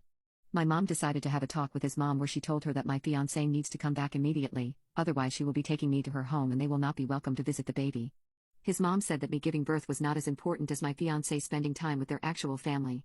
I just started sobbing. I knew she never considered me family, but that was too far. My mom jumped to defend me, whereas my fiancé stayed very quiet. It was a very heated argument, and the outcome was me going to my parents' house. I called him later to ask why he didn't say anything and if he still thought going on vacation was a good idea. He said yes, because I was causing him a lot of stress and being with his family was helping. I told him I'm stressed because his priorities aren't in order and he's constantly choosing his family over me. He got mad and asked why it always came down to him having to pick between us. I told him that he never chose me and that hurts a lot. The conversation continued without much resolution, and he hung up on me. Days later, I gave birth on December 20th, 10 days earlier than what we thought. My mom, aunt and best friend were there for me, and they made an excellent support system. My fiancé did not make it for the birth, and he was only notified about it afterwards. I messaged him that our daughter was born and she was healthy. He tried to video call a lot, but I didn't pick up. He returned home on the 22nd as planned, and texted me asking me where I was, since I wasn't at our house. I think he thought my mom was bluffing about moving me. He tried to come by my parents' house many times, and at one point sat outside in his car for hours when nobody would let him in. We let him see his daughter on Christmas, and we discussed our future. After the call with his parents, I knew I didn't want to be involved with a family who was so selfish. I had talked to my mom and aunt about breaking off the engagement, and they agreed it was the right thing to do. They're going to support me every step of the way, something my ex-fiancé refused to do. He tried to get me to forgive him, and said his mother was very persistent about this particular trip because she wanted to show their family that he wanted to mend his relationships with them. He also let me know that his sister-in-law had been saying some awful things about me to him and to his parents. I had told her some things in confidence a couple years ago about some issues I was having with him and she turned it around on me. I knew I couldn't marry into a family this toxic, and I definitely couldn't let my daughter grow up with them. I was firm with calling off the engagement because in trying to mend his relationship with his family, he broke our family. He has shown me who is more important to him, and it isn't me or my daughter. He has apologized profusely, and asked to stay with me to help with his daughter. I let him know I didn't want him around my daughter at all. He wasn't even there when I gave birth, so he doesn't deserve her. He left that day, but strongly refused to leave, so we had to threaten to call the cops if he didn't. The next day, he came back and said his parents would like to see my daughter as they come back. I told him there was no chance of them seeing my daughter. They never considered me part of their family, and I will not leave my daughter with total strangers. I have no ties to them anymore, and neither will my daughter. I said bruh. When my sister announced she was pregnant again. I'm a younger sister to Lori. Me and Lori have never been close since we had different dads. I was an affair baby. She's always resented me for ruining her family, but whatever. Lori has 6 kids. Yes. 6. Twin boys Beck and Joe who are 7, planned, a girl Liliana who's 6, unplanned, another girl, Angel who's 5. Planned, another boy, Keith who's 2, planned, and another baby boy Carl who's 9 months not planned. Despite the fact that Lori is incapable of taking care of these kids, 4 of them were actually planned. Because she knows my pushover mom will give her money and watch the kids. My mom even quit her job to do so, even turning her workroom into a nursery for Carl. We're pretty well off, but we can't do this forever. I try not to judge, and just ignore Lori like she does me. Even though when my mom is busy doing something like changing a diaper I have to step in and help. Especially with the twins since they're very rough with each other.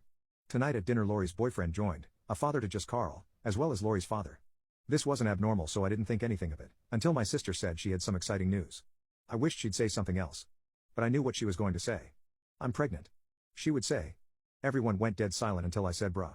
I didn't mean to say it out loud, but come on. Lori gave me a death stare, and said if I wanted to say something I should just say it. So I did. Lori, this is your. I take a moment to count, 6th child. You know we can't keep supporting you. Without mom you'd be on the streets, and you know that. Look at mom, she's so tired. She's always taking care of your kids and so am I. I bet I've changed more diapers than you have, you selfish beach. She began to cry. And ran out into her boyfriend's car, he followed her and drove. My mother then began to cry.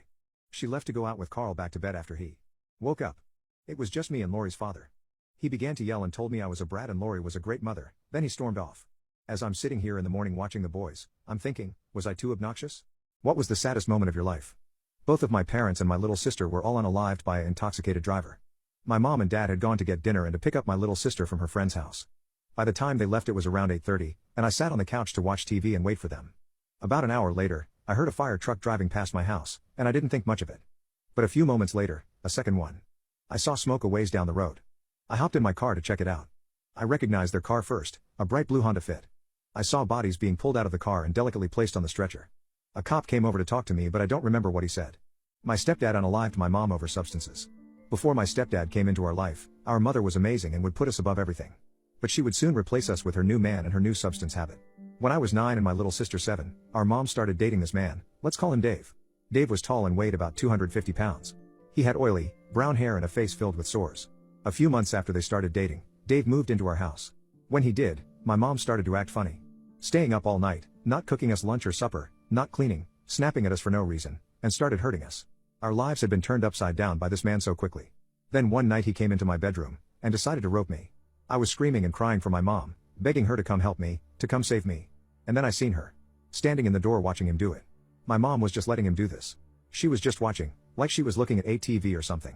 When he finished, he walked up to my mom, kissed her, and walked away with her. My mom just left me. Not long after they walked out, I heard them doing the deed in the living room. It was my 10th birthday. Happy birthday to me. A couple of nights later I hear my little sister crying. Dave was on her. I get out the bed to find my mom standing in her doorway. I run to the room to try to help her, and my mom sees me. She backhands me, making me slam against the hallway wall. That day I started hating my mother. This went on for 3 years. I didn't know at the beginning but soon found out, Dave had gotten my mom using hardcore poop. Dave and hardcore stuff were the only important things in her life. My sister and I were nothing more than his play toys. I soon started noticing them arguing more and more about their substance use. This is when I started planning my revenge. I noticed after about 3 days they would finally pass out. And would sleep for almost 2. And their bag of substances would always be on the bedside table, beside Dave. So every chance I got I would move the bag, just at first. Make it look tampered with. Then I started taking it from the bag and placing some on my mom's table. These things alone caused a lot of fighting. They started getting physical. I would keep my sister and I out of sight when this went on. And they never lasted long.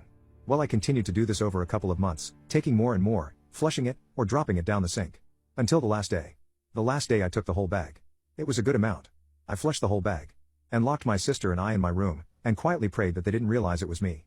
We had watched like 3 Disney movies before they finally woke up. And then I heard him start yelling about his missing bag. The yelling got louder and more intense, then I heard the breaking of objects. It was starting to getting bad now. I hear my mom go from angry to scared. I hear him hurting her. She was swearing she didn't touch it. He continues to hurt her. My sister started asking to leave, she was scared, and crying. I opened my window, put my sister outside and followed. We ran to the neighbors and told them that Dave was hurting our mom. The neighbor called the police and brought us inside. And we watched as the police pulled up to our house. They started to walk up to the door, stopped for a second and then started yelling, then police kicked the door open. After what felt like forever, we see Dave being brought out to the police car. I wait to see my mom follow, but she doesn't. I see an ambulance pull up and the paramedics run in the gurney. A short time later I see them rushing back with my mom. I catch a glimpse of her once beautiful face, now looking unrecognizable. She ended up passing away on the way to the hospital. I never planned to have my mother pass away. I just wanted her to feel the pain we had been feeling for these last years. And I guess in the end she did. Dave was convicted of so many accounts of everything and got sentenced to death. My sister, still to this day, doesn't know what I did. People who sleep naked, when has it backfired? This happened when I was 12. I was in bed, sleeping, when I woke up.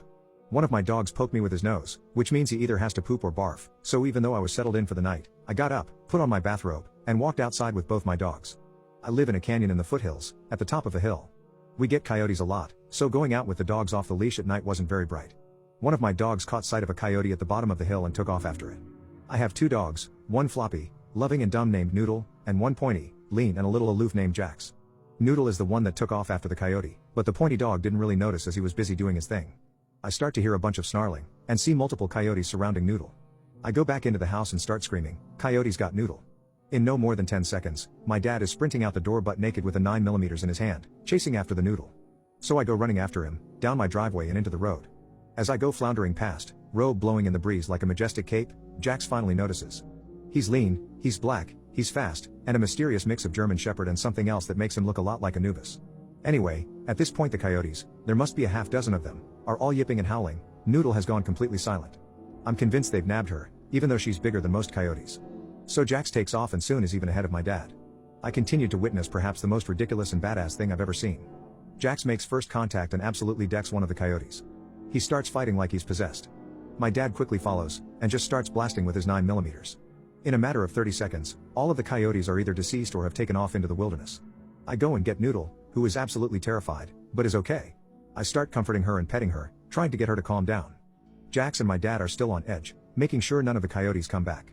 All of this noise had woken the neighbors, because I heard a window open and I saw our neighbor Todd peek his head out.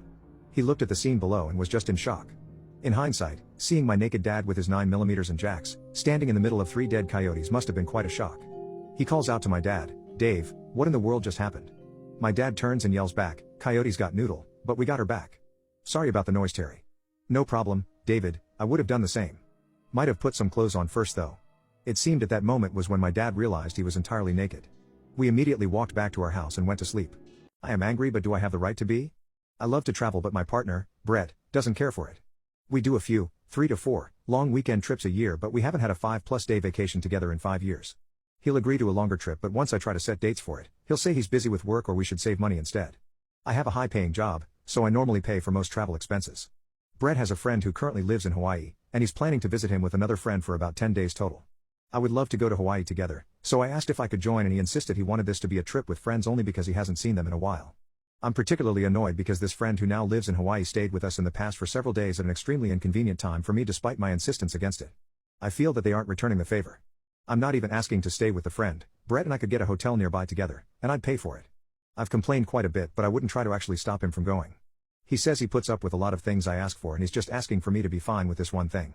Should I suck it up and stop complaining he's going on a really nice long vacation without me? Edit, thanks for all the comments, there's been a wide range in response. I talked to Brett about it and he explained that the trip is less about Hawaii and more about spending time with his friends. I understand his perspective now. He said he'll keep a list of places he likes while he's there, so we can take another long trip there together soon. He likes revisiting the same locations and I don't, so that works well.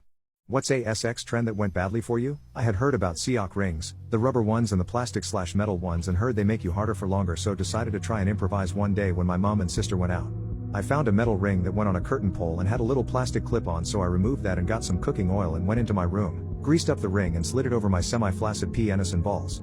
It felt pretty good, so I grabbed a magazine and started to rub one out. The ring slowly moved further back, restricting blood flow and wedging itself tight against my balls and base of my dick. This thing was tight and I suppose it was doing its job until after I came and wanted it to slide off. It wouldn't. It was there, right against my purple dick and balls for 30 minutes before Mom came home. I couldn't budge it. I was in pain, so I had to call her. The look of utter horror, disbelief, disgust in her eyes will stay with me forever. By this time my dick was the color dark purple and I was in severe pain. My mom immediately called my dad. He drove from work, about 10 minutes, came upstairs, took one look at me, got some Vaseline from the bathroom, which I wish I had known about earlier. He got a thin piece of plastic and put Vaseline on it and slid it under the ring and kind of levered it a bit.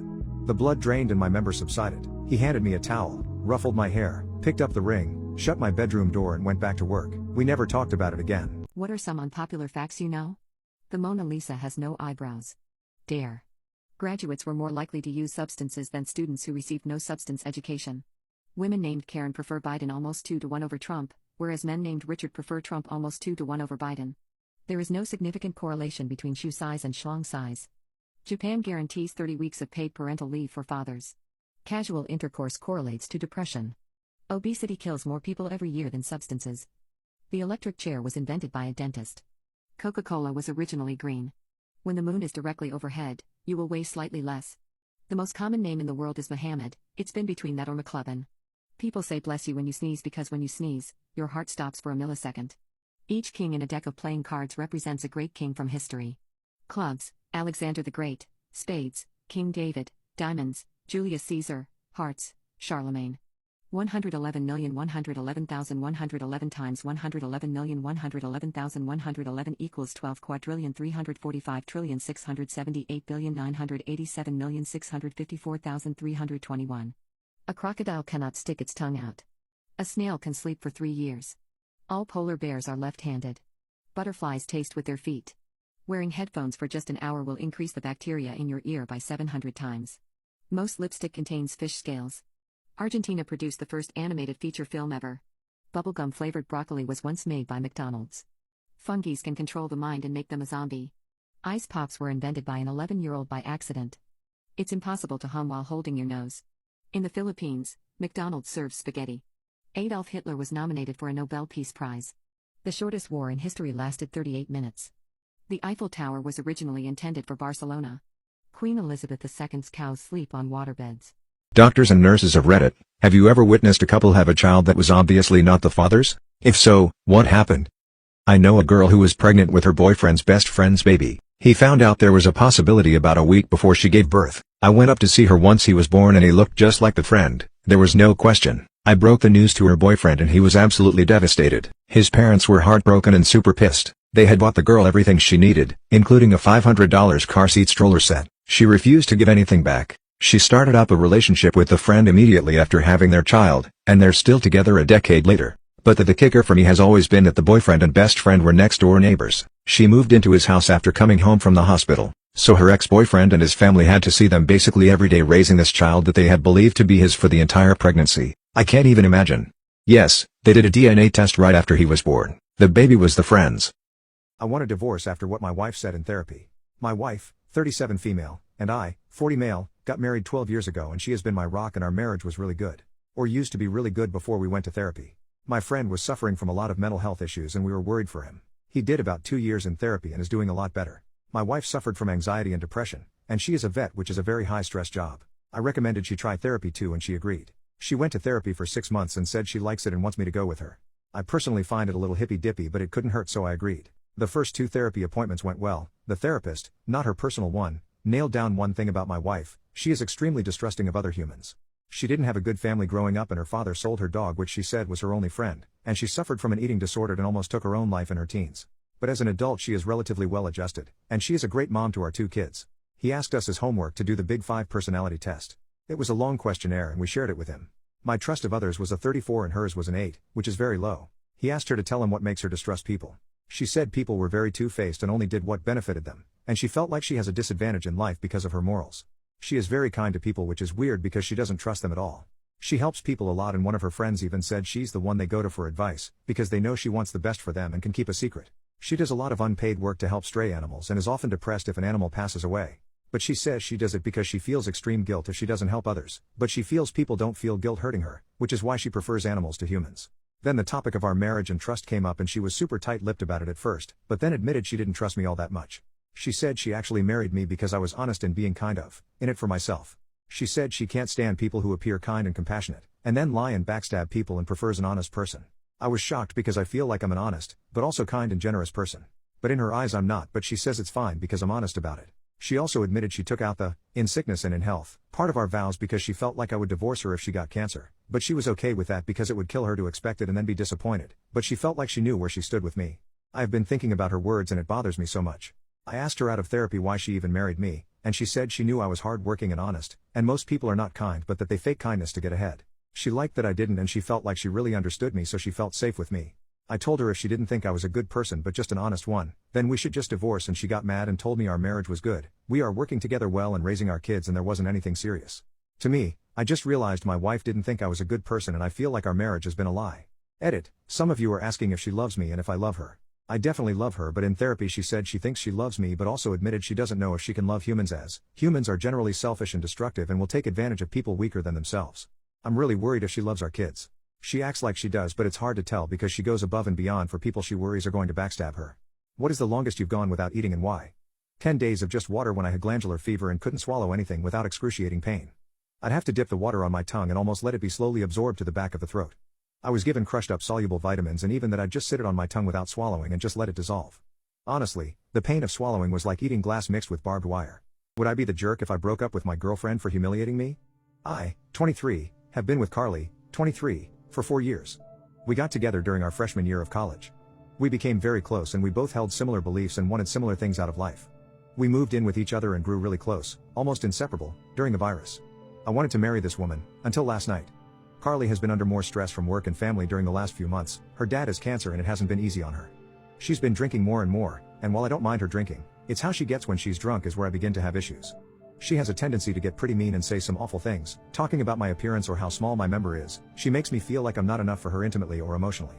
She is almost always apologetic the next morning, and will spend the next few days after that trying to fix things but will turn around and do it again when she drinks. It really came to a head last night when I took her and her friend out to a local bar that's popular. I volunteered to be their designated driver for the night. She's driven drunk before and I didn't want her to make that choice again. I told her that I didn't want her to drink too much tonight, and she agreed that she wouldn't. The bar was packed when we got there, so we all went and sat at the bar and ordered some food and drinks. They were enjoying themselves and I watched the game while they drank and enjoyed themselves. I got up and went to the bathroom, and when I came back, I noticed my girlfriend was getting loud and her friend screamed members leave while laughing. She then said, as I walked up and was in earshot, that her ex was the biggest she had and she missed it. I pretended not to hear it, because I knew she was getting drunk. I touched her back and sat down at the bar again, before the guy sitting at the table grabs both our attention and asks us if I was the member sleeve guy, and I immediately felt like I was gonna be sick. These guys are laughing at me and I asked Carly if she was serious. She kept laughing. So I just grabbed my keys and walked out. I left both her and her friend there at the bar and I drove home. I immediately packed up my essential stuff and I went to stay with a close friend for a few days. I didn't get any texts from Carly until about an hour after I left them there, asking where I was. I then got a bunch of missed calls and texts that weren't anything but angry. I answered one call and she was still slurring her words and I heard she was in the bar still, so I hung up and turned off my ringer. I woke up to a stream of apology texts and more missed phone calls. She apologized and said she messed up and was wondering when I was coming home, that I satisfy her and that I'm more than enough for her, that she'll make this right if I come home. I'm just done. I feel humiliated and embarrassed. Her and I had what I thought was a good intimate relationship. We did foreplay and used toys, but I've never once not gone out of my way to pleasure her or get her off. I'm not the biggest guy down there, so, yeah, I use a sleeve to help her get off too. I just didn't think she would use that against me like that. I don't want to go back home. I love her, but I feel really humiliated and like she doesn't respect me as a man or partner. Would I be the jerk if I broke up with her over this? She's been a perfect partner, otherwise. I just feel like she didn't respect me at all, and after what she said about her ex, I can't help but suspect things. I read my little sister's diary as she sleeps and it is disturbing.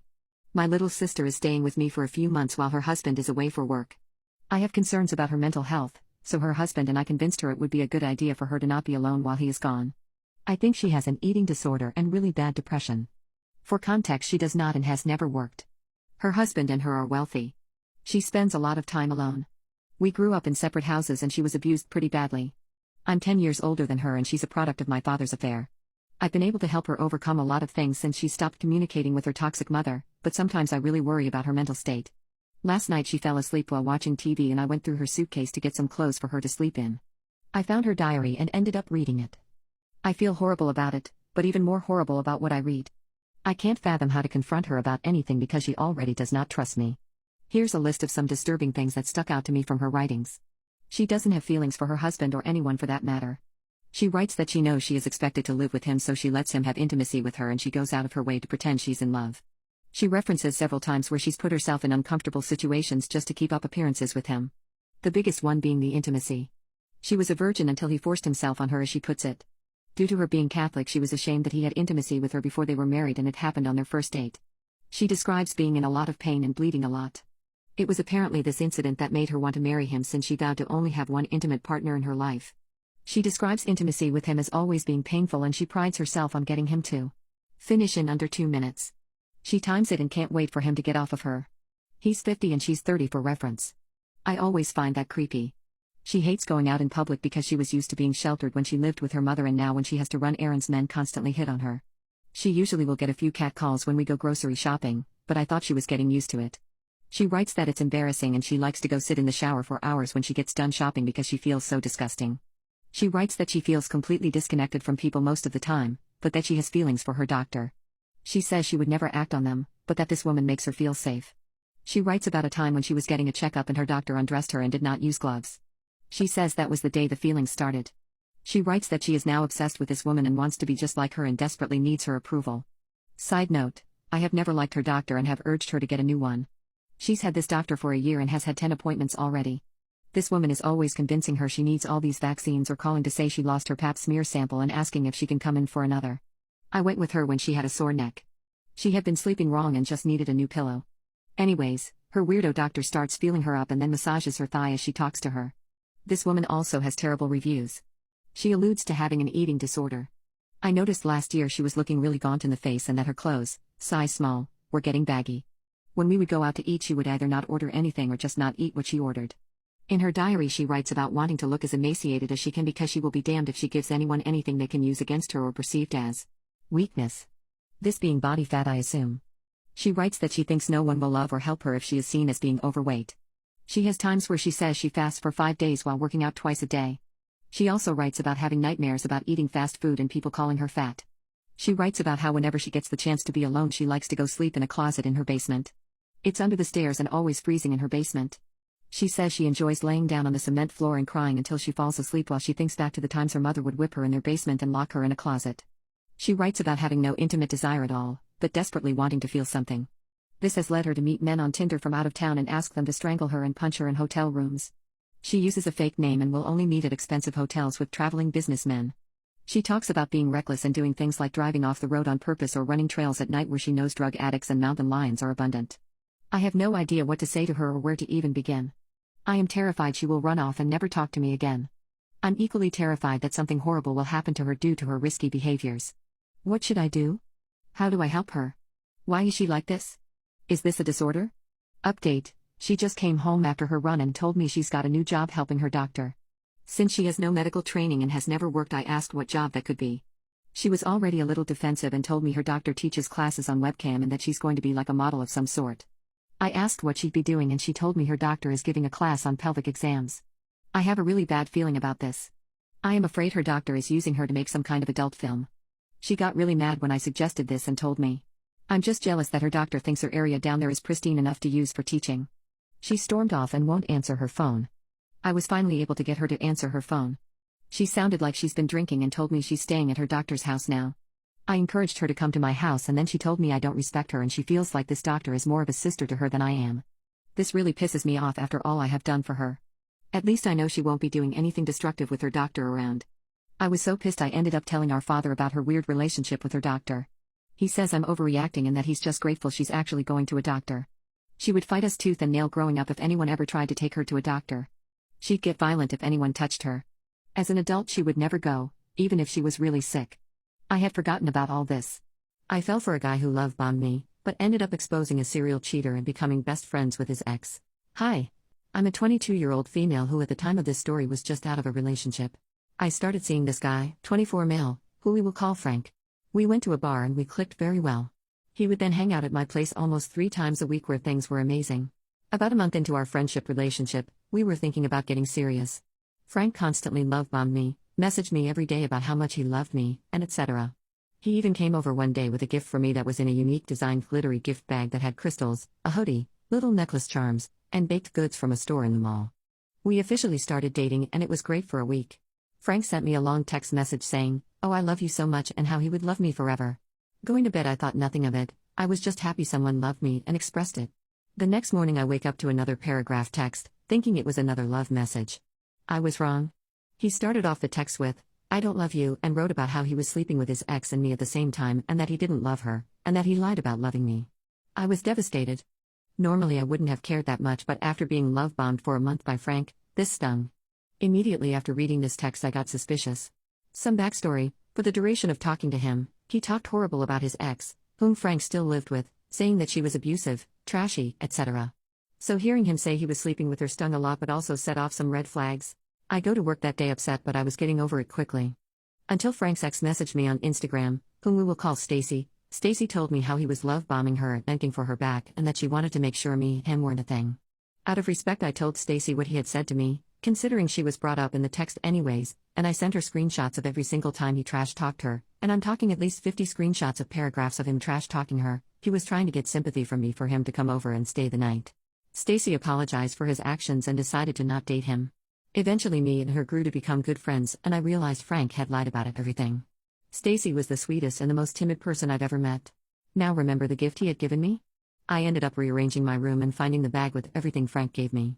Looking at the items something seemed off, so I texted Stacy. I asked her if she happened to be missing anything. Any crystals or hoodies?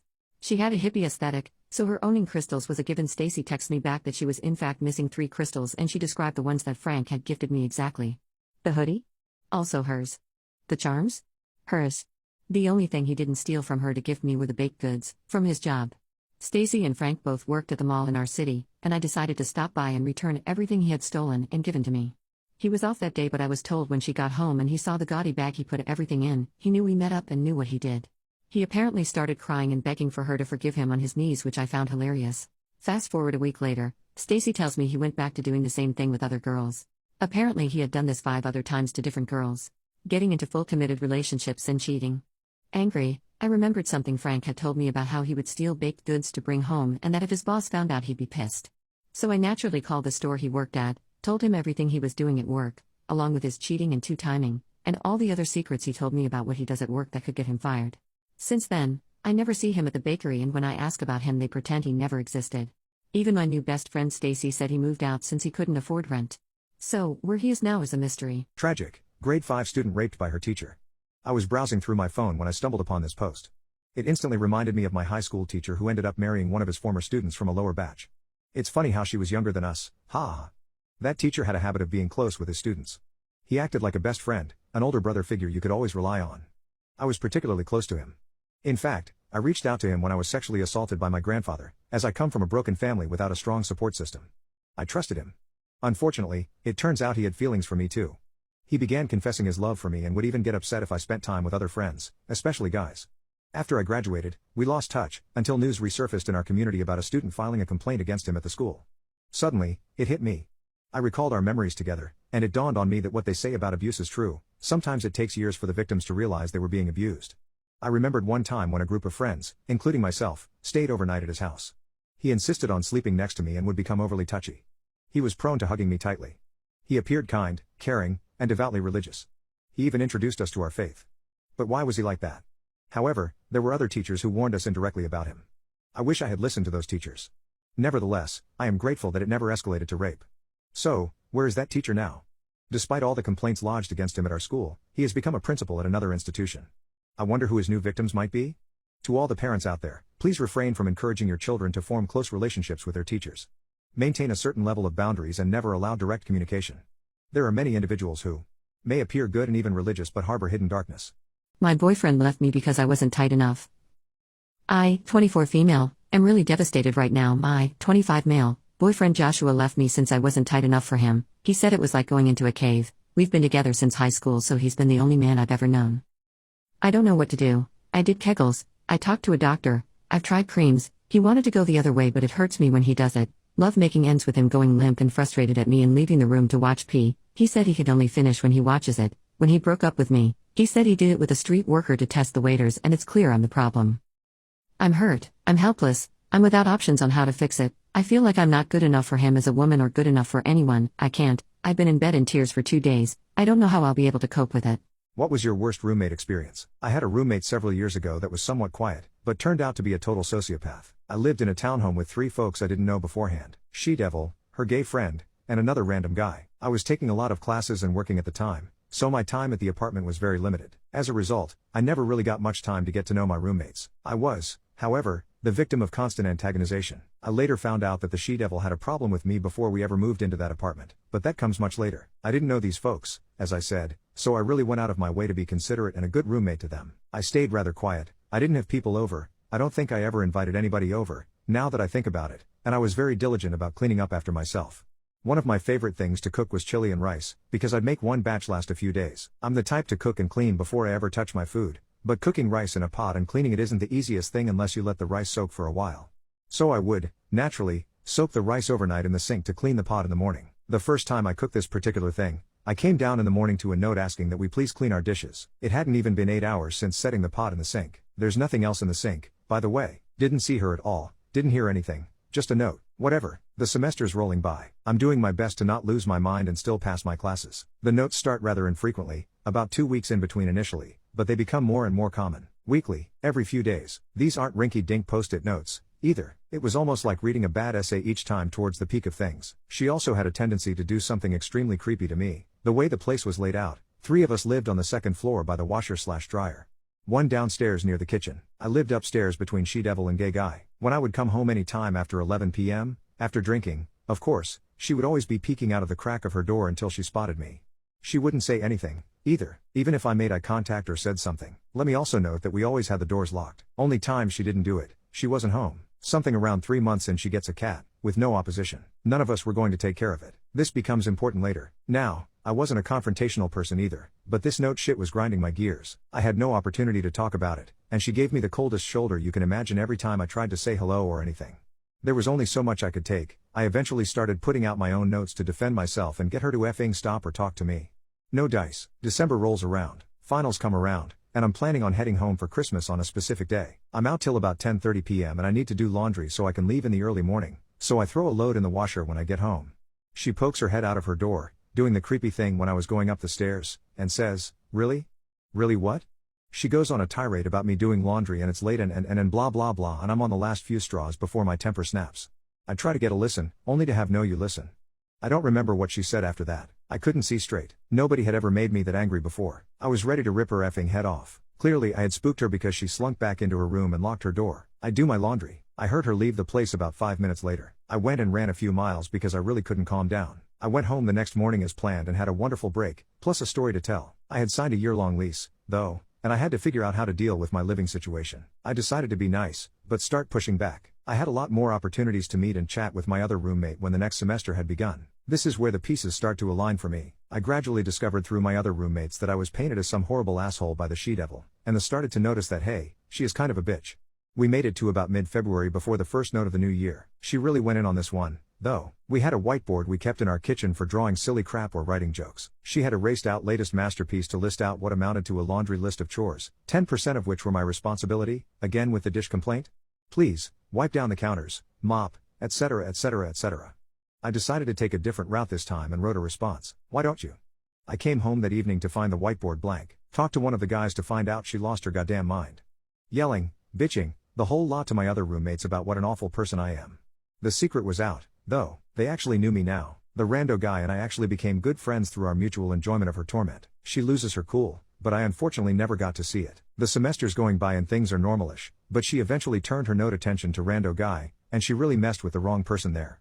I was rather meek at the time and not going to do anything except be snarky, but when you mess with this guy, oh man, he's the type to go all out to prove he's better than you. He got really buff as a F you to his cousin. He went to college as a F you to his brother. He works and kicks ass at his job as a F you to all the people who told him no, essentially. So she barks up the wrong tree, and retribution was swift and so satisfying. I find out she left him a note 2 weeks into April. He tells me he has something big planned. All I had to do was wait. 2 days pass. It's a Saturday and I'm going downstairs to grab some cereal. I find a stranger in the place. It's her mother, and they're moving the she-devil out. Also, you know it's bad when her mother sees you for the first time and says, "Oh, you must be my name." I really cannot describe that intense relief I experienced. Almost a full year of living with an antagonistic asshole, I had actually stopped cooking for myself because I hated seeing those effing notes.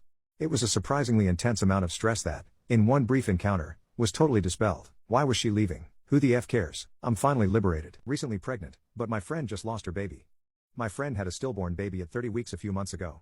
It was very traumatic for her and her husband as this was their first pregnancy and all she has ever wanted was to be a mom. The cause for the stillbirth is unknown and doctors predict that she should be able to have healthy pregnancies in the future. Throughout my friend's whole pregnancy I was incredibly supportive. When she found out she was having a baby I sent her flowers. When she told us it's a boy I sent blue flowers. When they had a test they were concerned about and were awaiting results I took her to dinner to take her mind off of things. I frequently checked in and showed I cared. Then she had him stillborn. It was very tragic and unexpected. I brought them groceries, gifts, dinners, ect. I feel like throughout her pregnancy I was a very good friend. Fast forward 2 months, I find out I'm pregnant. Me and my husband weren't trying, but it's also not a surprise to us. We wanted kids and are very excited by it. I liked a pregnancy Facebook page and almost instantly my friend screenshots it and sends it to me asking if I'm pregnant. I was honest and said yes. Obviously this isn't the way I wanted her to find out, but I didn't think lying was a good option here. She doesn't really congratulate me, just goes on to tell me how this is extremely triggering for her and likely will not be able to be there for me during this time. However, she asked to hear how my first app went and contact her after my visit. I let her know my visit went well and my birth plan, unmedicated plus at a birthing center. She then continues to spiral about it being so terrible, it's too traumatic for her, she can't be involved, even though she asked to hear how the visit was. Ect. Honestly, this made me really upset. I understand she's going through hard times right now, but it would have been nice to be checked up on given that she's the only person that knows besides my husband. She knows this. I feel like I did so much for her and feel like our friendship is very one-sided. I feel like I won't be able to have a fun pregnancy, sending our friend group baby names, nursery ideas, bump progress pics, ect. All of the things she did because she asked me to keep everything at a distance due to her traumatic experience and it's the only way she'll survive this. Her words. I don't know if I'm looking for advice or what, but insight would be helpful. What should I do here?